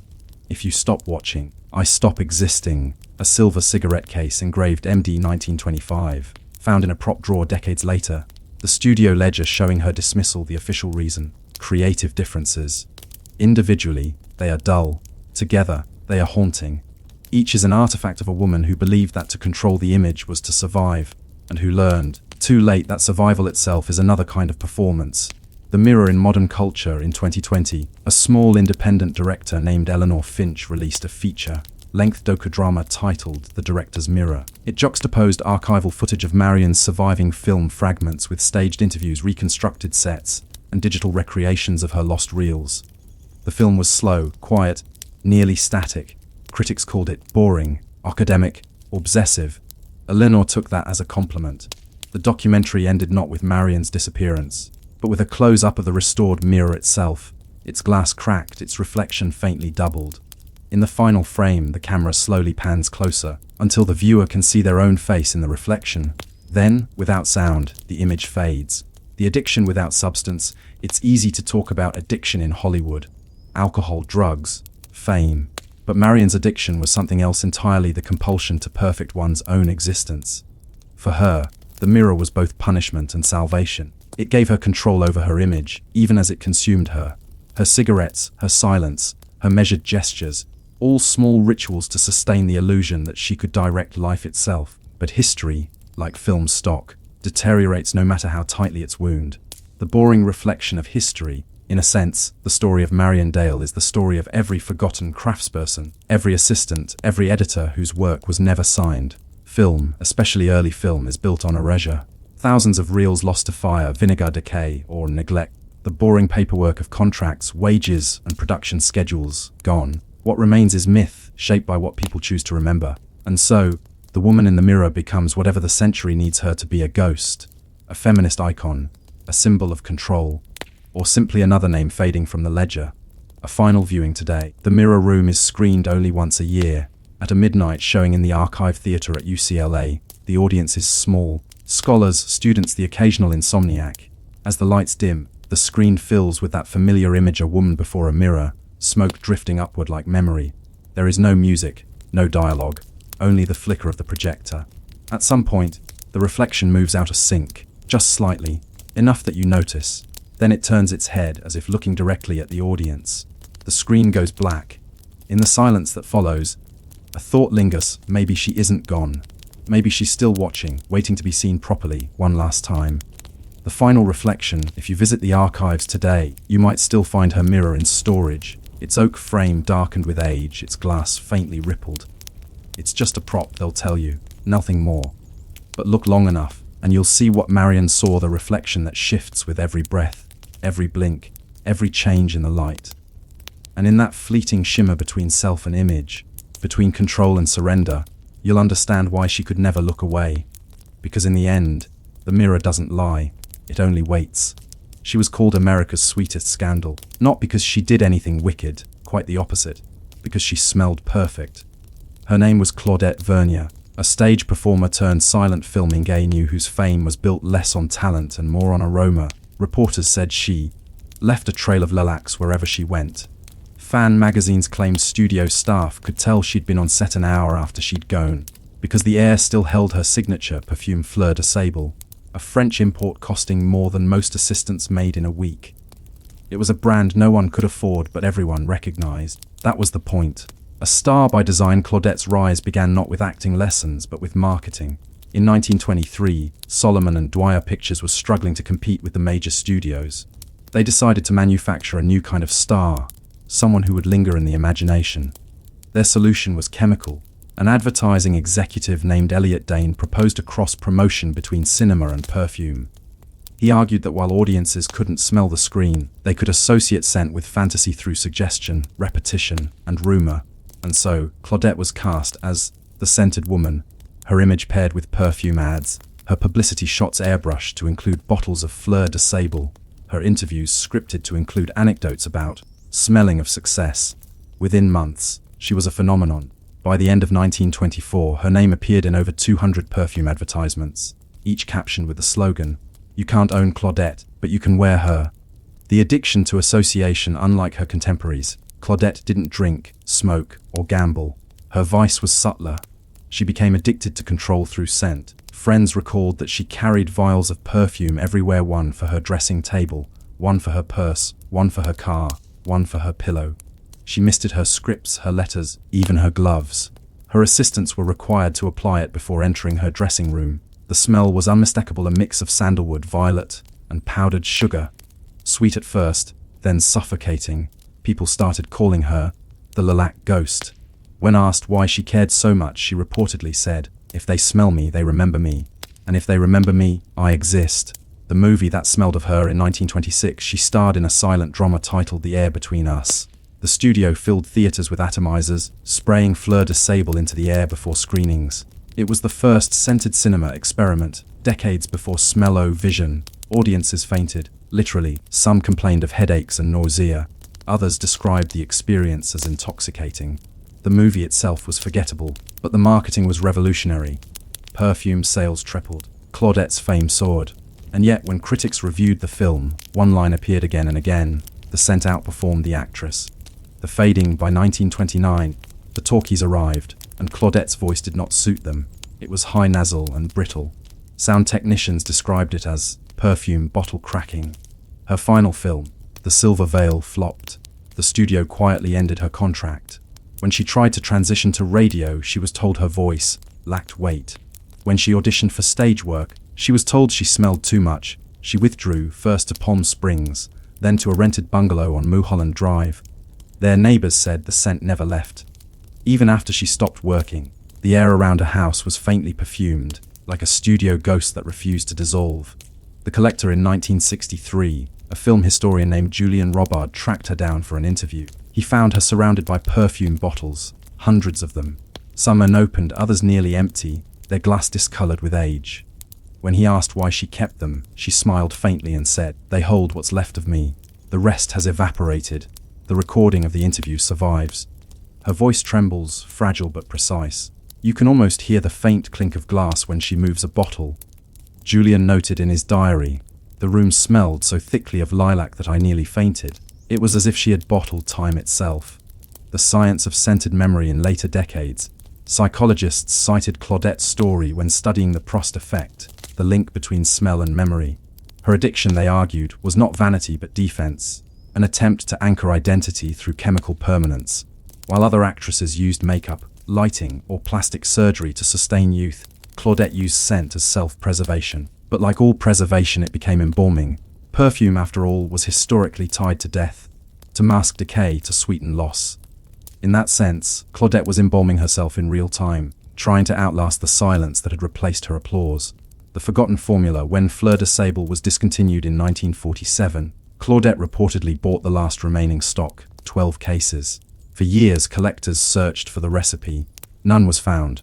The original perfumer had died during the war, and the factory in Grasse burned in 1944.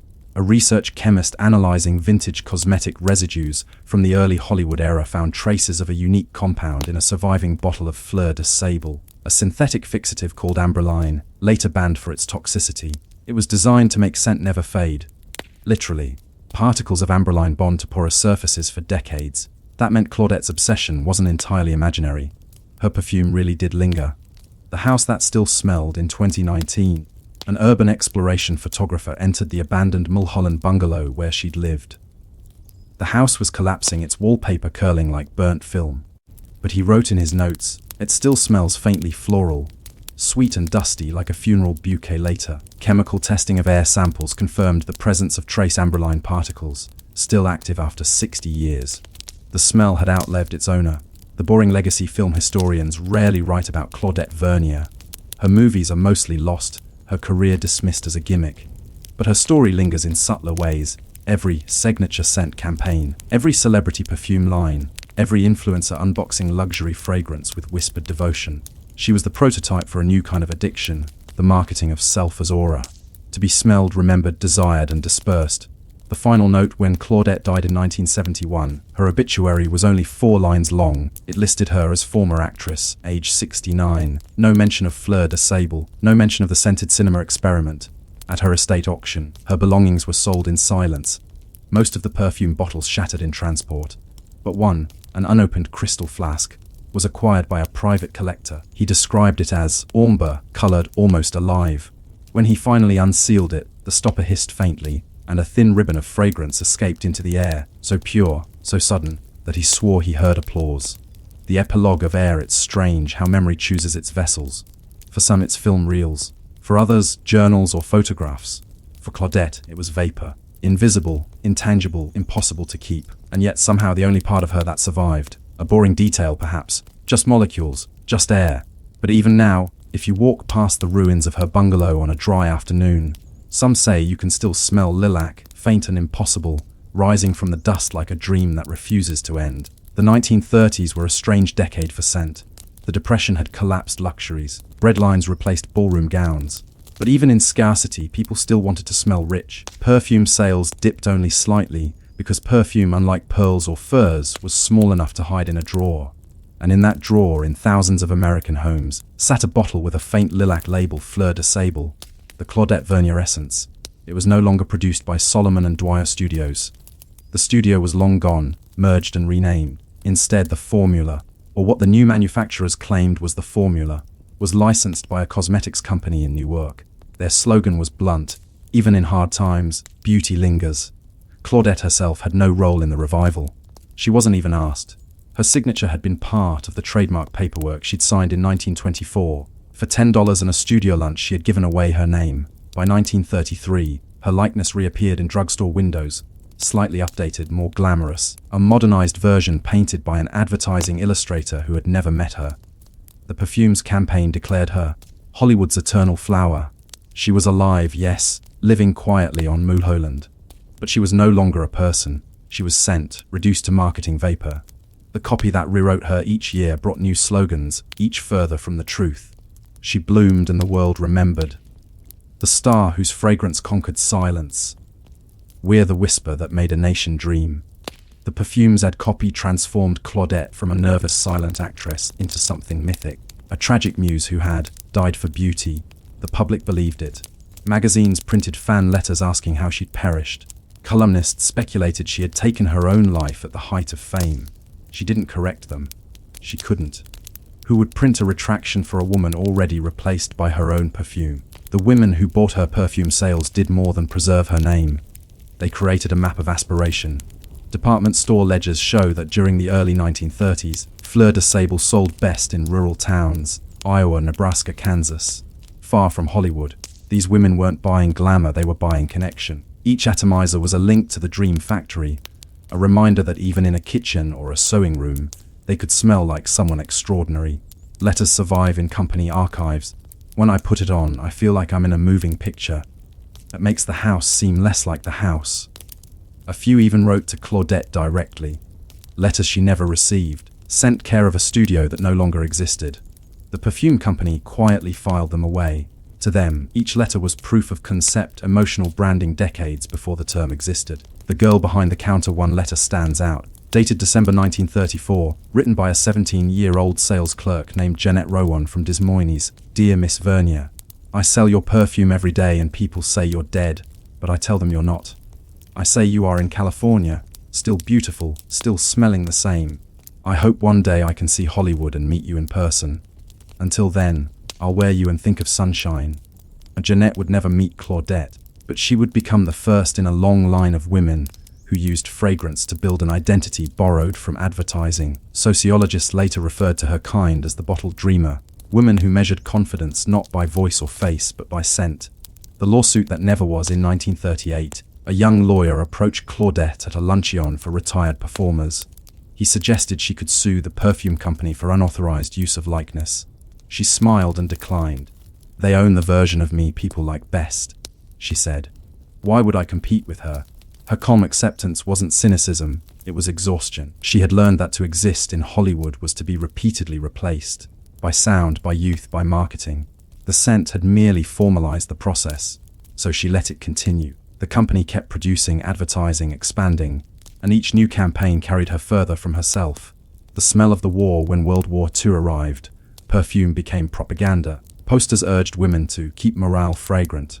Small vials of Fleur de Sable were included in military care packages sent to soldiers overseas.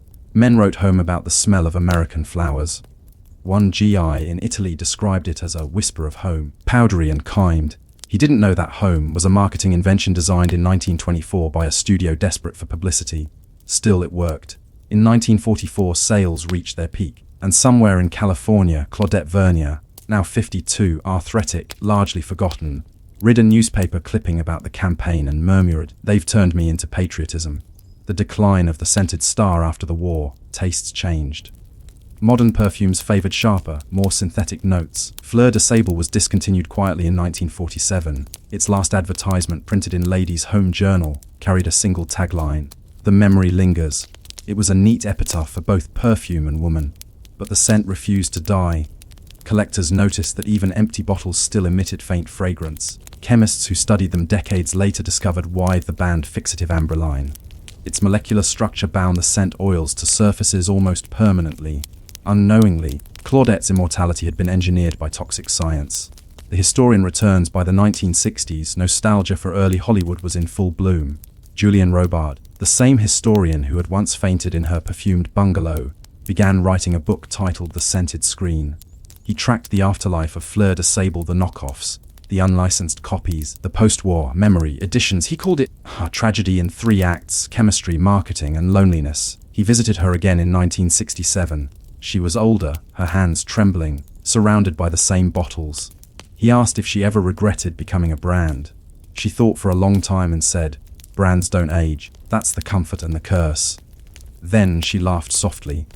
"I should have signed the bottle instead of the contract."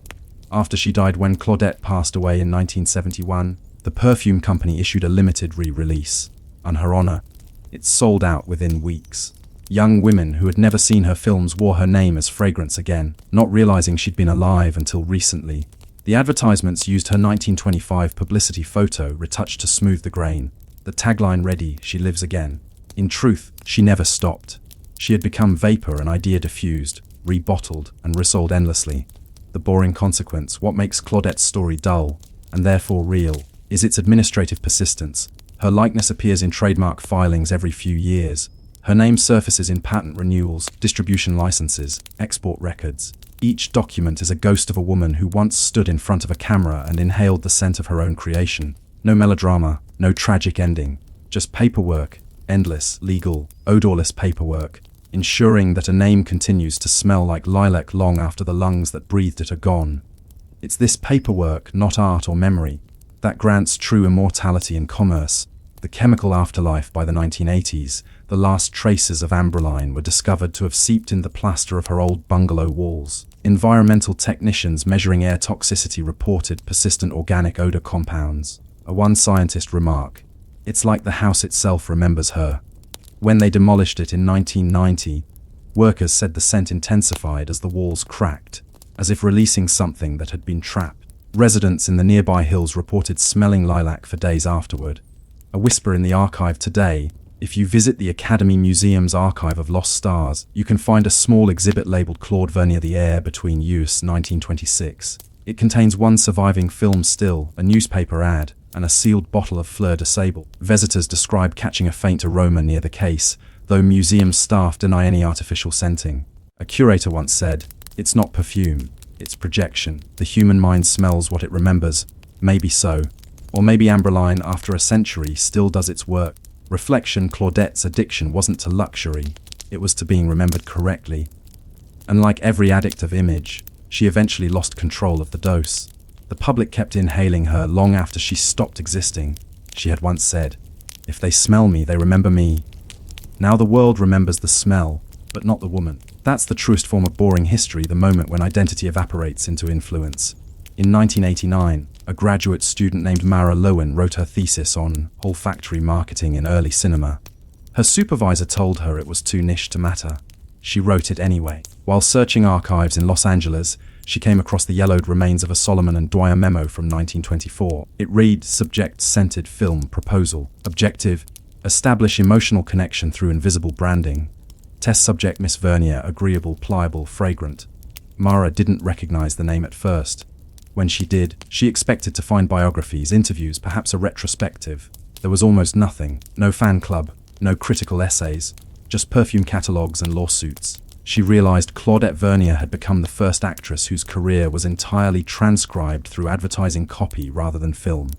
She wrote in her notes, "Her legacy is not cinematic, but atmospheric." The Museum of Invisible Things. By the mid-1990s, museums began experimenting with scent installations.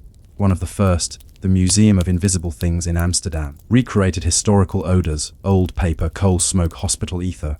Mara contributed a sample called Vernier No. 4, a careful reconstruction of Fleur de Sable based on surviving formula fragments and chromatography analysis. Visitors stood before a dimly lit screen, showing nothing but flickering film grain, while an automated diffuser released the recreated scent. Some found it nostalgic, others found it noise-eating. A critic in Le Monde wrote, "It smells of memory, pleasant at first, then suffocating." The installation toured globally for 3 years. It inspired countless essays on how smell preserves the past more ruthlessly than film. Because film fades, paper burns, magnetic tape erases itself. But scent, if bound to the right molecule, lingers, half alive for generations.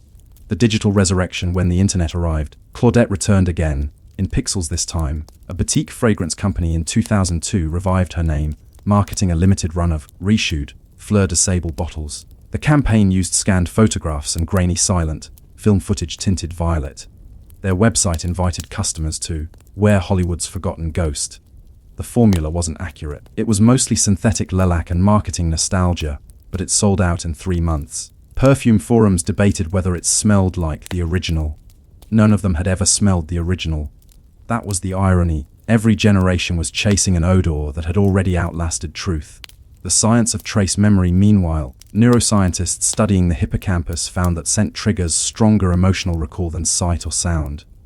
The theory was simple. Smell bypasses the rational brain and goes straight to the amygdala, the seat of emotion.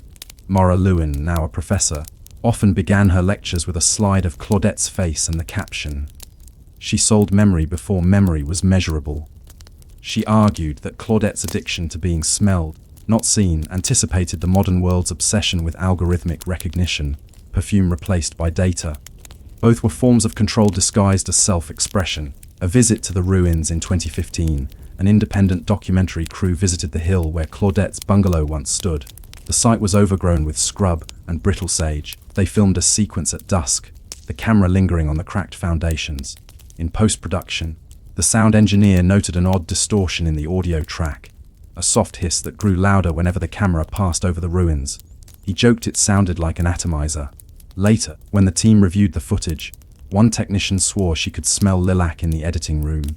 No scientific explanation was ever found.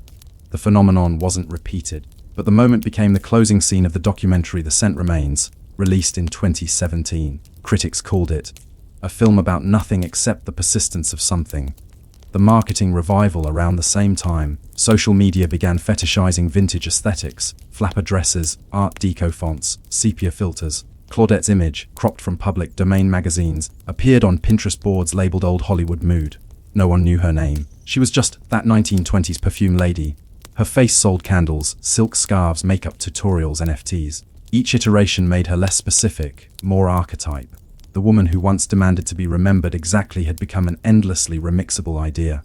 The modern world, like the perfume, had achieved total diffusion. The Psychologist's observation in 2021, a clinical psychologist writing about parasocial identity described Claudette Vernier as the first influencer who never spoke. She had built a following through implication, not dialogue. Her fans knew her scent, her silhouette, her advertisements, but not her voice, her laugh, her private self. This distance created a perfect illusion of intimacy. Everyone felt they knew her, and therefore no one did.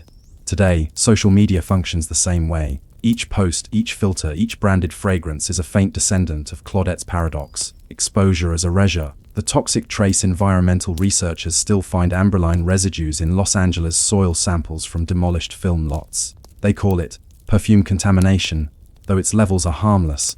One researcher joked, "Old Hollywood is still exiling." That remark found its way into a fragrance commercial in 2023, voiced by an AI simulation of Claudette Vernier's tone, reconstructed from her 1963 interview tapes. The ad ends with a whisper, "I am still in the air." The company refused to confirm if the voice was synthetic, but the effect was unmistakable. Her addiction to remembrance had become literal immortality through code. The museum night every year. The Academy Museum holds an overnight screening called The Forgotten Frames. During the 2024 event, visitors walked through a dim corridor scented faintly with lilac and sandalwood. At the end, a single still from The Air Between Us was projected on a curtain of mist. As people passed through it, the scent intensified for a few seconds and then vanished. One attendee described it as walking through a ghost that politely stepped aside. That was Claudette's final transformation, from object to atmosphere, from actress to element. The lesson of the lingering: it would be easy to frame her story as tragic, but tragedy requires intent. Claudette Vernier didn't seek ruin, she sought persistence. She found it, just not in the form she expected. Her addiction to being perceived, remembered, inhaled, became the blueprint for an entire culture. Every scented advertisement, every celebrity brand, every algorithmic signature traces back, however faintly, to that first moment in 1924, when a studio realized a woman could be distilled into vapor. She was the proof of concept for endless visibility. The kind that outlasts the body but erases the person. The boring reflection, and that's where the boring truth rests. History rarely ends with explosion or redemption. It ends with diffusion. Names fade into paperwork, smells fade into dust, and yet sometimes the molecules refuse. Claudette's story reminds you that history is not just written, it's inhaled. It clings to rooms, to archives, to memory itself, the faintest trace of powder where a life once passed. When you open an old book and smell the must of age, when you walk into a vintage store and catch a floral note that shouldn't be there, maybe that's not just decay. Maybe it's persistence. Maybe it's her. The first thing you would have heard was not a voice. It was the loom, a wooden thundering that filled the air until conversation became a form of lip reading. It struck every second, every breath, every heartbeat, until you stopped distinguishing the rhythm of the machine from your own. To live in Lowell, Massachusetts, in 1843 was to live inside that sound, an endless pulse of progress. The birth of the mill town, the city was not born, it was built. Where once there had been farms, the Merrimack River was carved into canals. Water, the only constant force of early industry, was trapped and directed toward Great Red, brick structures rising like fortresses. Each building bore rows of identical windows, each window a promise of steady work, steady wage. By the 1840s, Lowell had become the largest industrial center in America, a place where factory smoke meant food on the table, where the word opportunity was whispered between families from Vermont, Maine, and as far as Nova Scotia. The recruiters came with pamphlets showing clean dormitories and gardens, calling this the Eden of industry. They said the mills needed young women, Lowell girls, as they came to be known, to spin, weave, and tend the mechanical looms that never slept. Parents were told their daughters would be safe, educated, watched over by matrons. Many believed it. Some wanted to. The arrival, imagine you are one of them. You have stepped off a creaking stagecoach, holding a small trunk and a letter of reference. The smell of the river hits first, sharp, metallic, mixed with damp cotton and the faint sour of soap. You walk through streets lined with red brick and white fences, every building named for a virtue: Hope Mill, Victory Mill, Harmony Mill. Inside the boarding house there are rows of narrow beds, a single wash basin, and a notice board that says, "Silence after 900 p.m. Cleanliness is industry." You share a room with 5 other girls. They tell you the rhythm of the day: wake at 40:30, breakfast of porridge and tea at 5, first bell at 50:30. By sunrise, you are at your station. The floor shakes. The air is heavy, grey with fibre. You learn not to cough. It marks you as new. The machinery, each loom is a creature of wood and iron, moved by belts spinning from a central shaft. The sound is not one sound, but thousands, overlapping in mechanical conversation. You thread the shuttle, watch the threads cross and tighten. At first, it's mesmerizing, the pattern forming like the rhythm of a heartbeat. Then, it's endless. The machine demands both attention and numbness. You must not stop. The overseer passes between the aisles with a stopwatch, his face impassive. The clock on the wall moves slowly, and the day stretches like the threads you handle. You think of home sometimes, but the memory fades under the constant noise. The rules of the mill, there were rules for everything. The Lowell Offering, the in-house magazine written by the mill girls themselves, printed them proudly: no loud talking, no reading of frivolous materials. Attendance at church is mandatory. All beds must be made before breakfast. To live here was to live under the illusion of order. Every evening, after 12 or 13 hours at the loom, the girls would walk back to the boarding house, remove their shawls, and sit together in the parlor reading or writing letters. Some wrote poetry. Some fell asleep mid-sentence. There were few men. Romance existed mostly in the imagination, the serialized stories that circulated through the dormitories, full of soldiers and lost loves. But the mill girls' true romance was with independence, the quiet, scandalous freedom of earning their own wages. Wages and worth: a skilled worker might earn $3 a week. After paying for board, there was little left, perhaps $1, maybe $2, enough for new boots, a ribbon, or to send home. Still, it was more than many women could ever hope for elsewhere. Factory work gave them a taste of control, even if the work itself was control in disguise. Many kept careful records of their savings, calling them Liberty Funds. They dreamed of opening schools or supporting their families. Some did. Others stayed longer than they meant to, trapped by the same rhythm that first gave them hope. The smell of cotton, there was a smell that no one could wash off. Damp fiber, machine oil, and starch. Even in church on Sundays, the air seemed to hum faintly, as though the looms were still nearby. The hair of the mill girls carried that scent. So did their skin. In winter, the air turned dry and electric, threads clinging to their arms. In summer, the heat became unbearable, and sweat mingled with dust until everything felt sticky and slow. Doctors called it mill fever. The women called it the cost of living. The overseers and the bells controlled time. The first at dawn, the second to begin work, the third for the short midday break, and finally, the last at night when the machine stopped and silence returned like a foreign sound. Even then, many couldn't sleep. The ringing stayed in their heads. Some said they could hear it in their dreams. The rhythm of the shuttle striking, the hiss of thread tightening. A few women wrote that they felt haunted by the machines. Others simply stopped writing altogether. The small rebellions, yet even here, in the midst of monotony, rebellion stirred. In 1834, nearly a decade before our story, the mill girls had already gone on strike, or as they called it, a turnout. They marched through the streets carrying banners reading, "Union is power."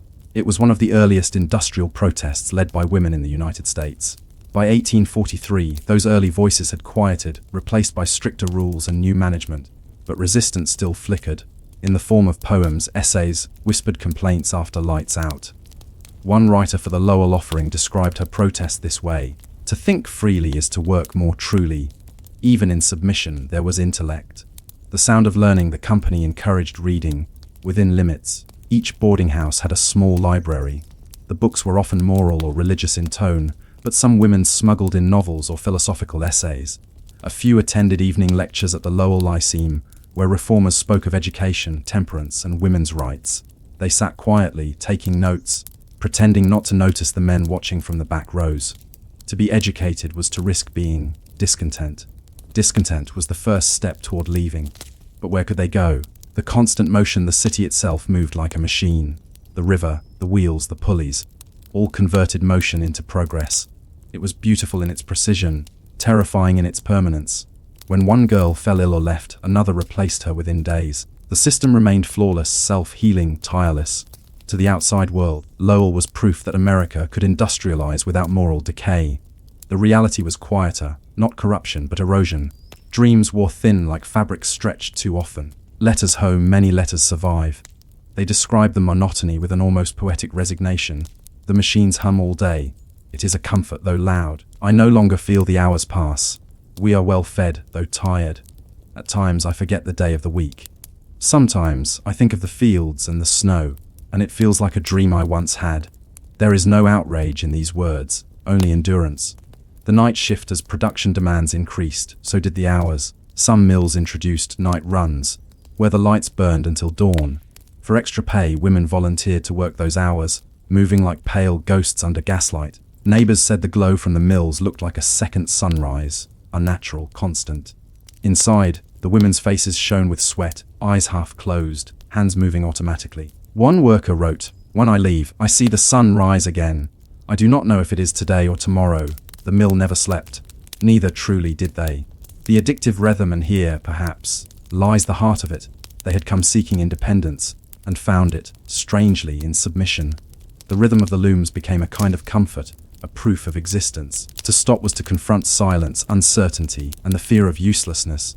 For many, that was worse than fatigue. So they kept going, day after day, year after year, until the sound of the loom was the only constant thing in their lives. The addiction wasn't to cotton or to money, but to motion itself.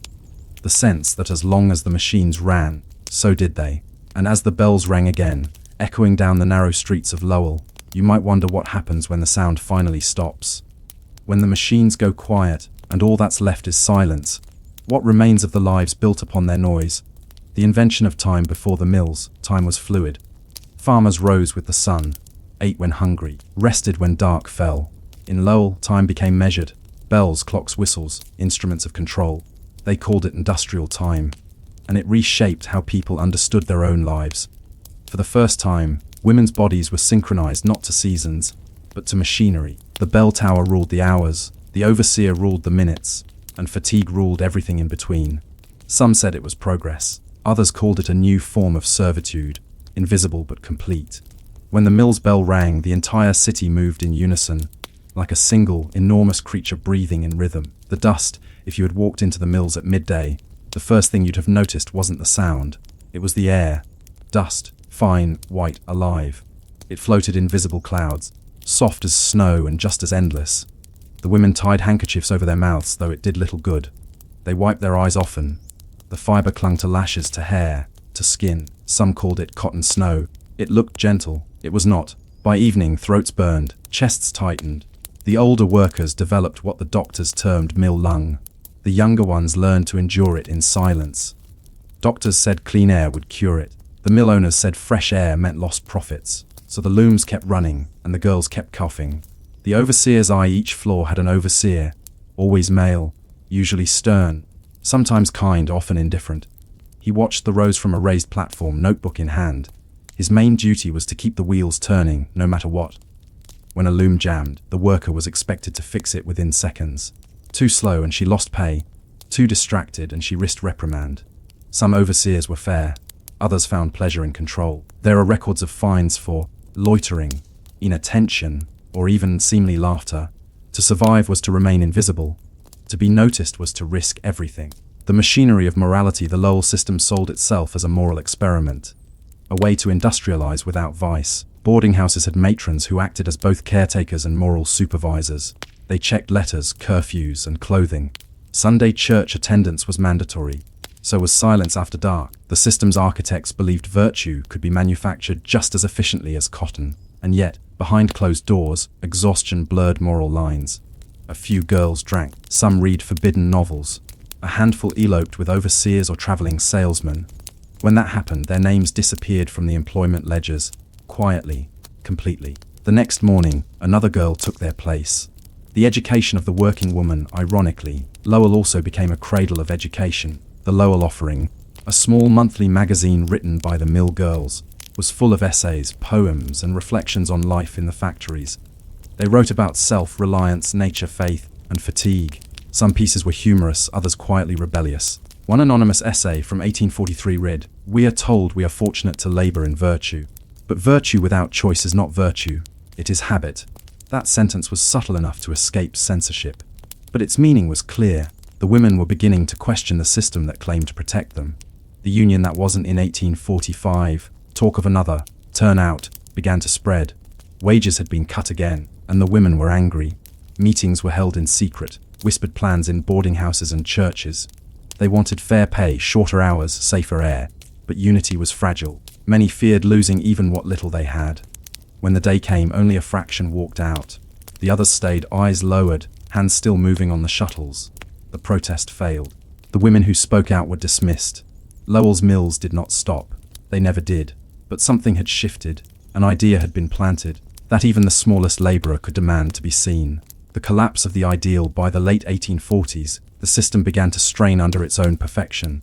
New immigrant workers, Irish, Scottish, French, Canadian, arrived willing to work for less. The original Lowell girls left, many marrying or seeking different work. The moral experiment ended quietly. The city that had once promised equality became just another industrial town, louder, dirtier, faster.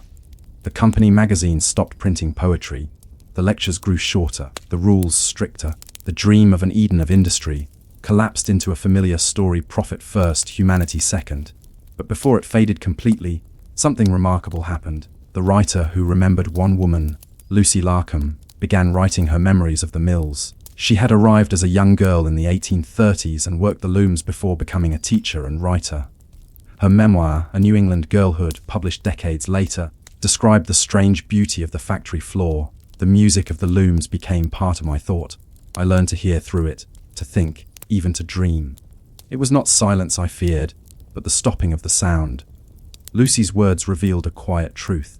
The women of Lowell had found identity not just in their labor, but in the rhythm of it. It was oppressive, yes, but also defining. When they left the mills, many felt unmoored, as though the silence itself were a kind of loss. The physiology of habit. Modern historians and psychologists have found a strange consistency in such accounts. Repetitive work, performed long enough, rewires the brain. The body learns to find comfort in predictability. Motion becomes memory. The mill girls unknowingly lived inside an experiment on endurance and adaptation. They adapted completely. One medical observer in 1850 wrote, "These women appear uneasy in repose. They seek movement as if it were breath." The addiction wasn't metaphorical, it was physical. The brain's response to the certainty of repetition. The looms provided meaning through constancy, and in their absence, anxiety grew. The boarding house nights, in those long nights after work, the boarding houses buzzed with soft conversation. Quiet gossip, hymn singing, sometimes debates. A candle flickered. Sewing needles clicked, pages turned. Occasionally, one girl would stare out the window at the glow of the mills and whisper, "It's strange, isn't it, to love what exhausts you?" No one replied, but many understood. The city had a rhythm that entered the bones. Even after leaving Lowell, some women claimed to hear the faint beat of the looms when they were alone. A ghost of labor,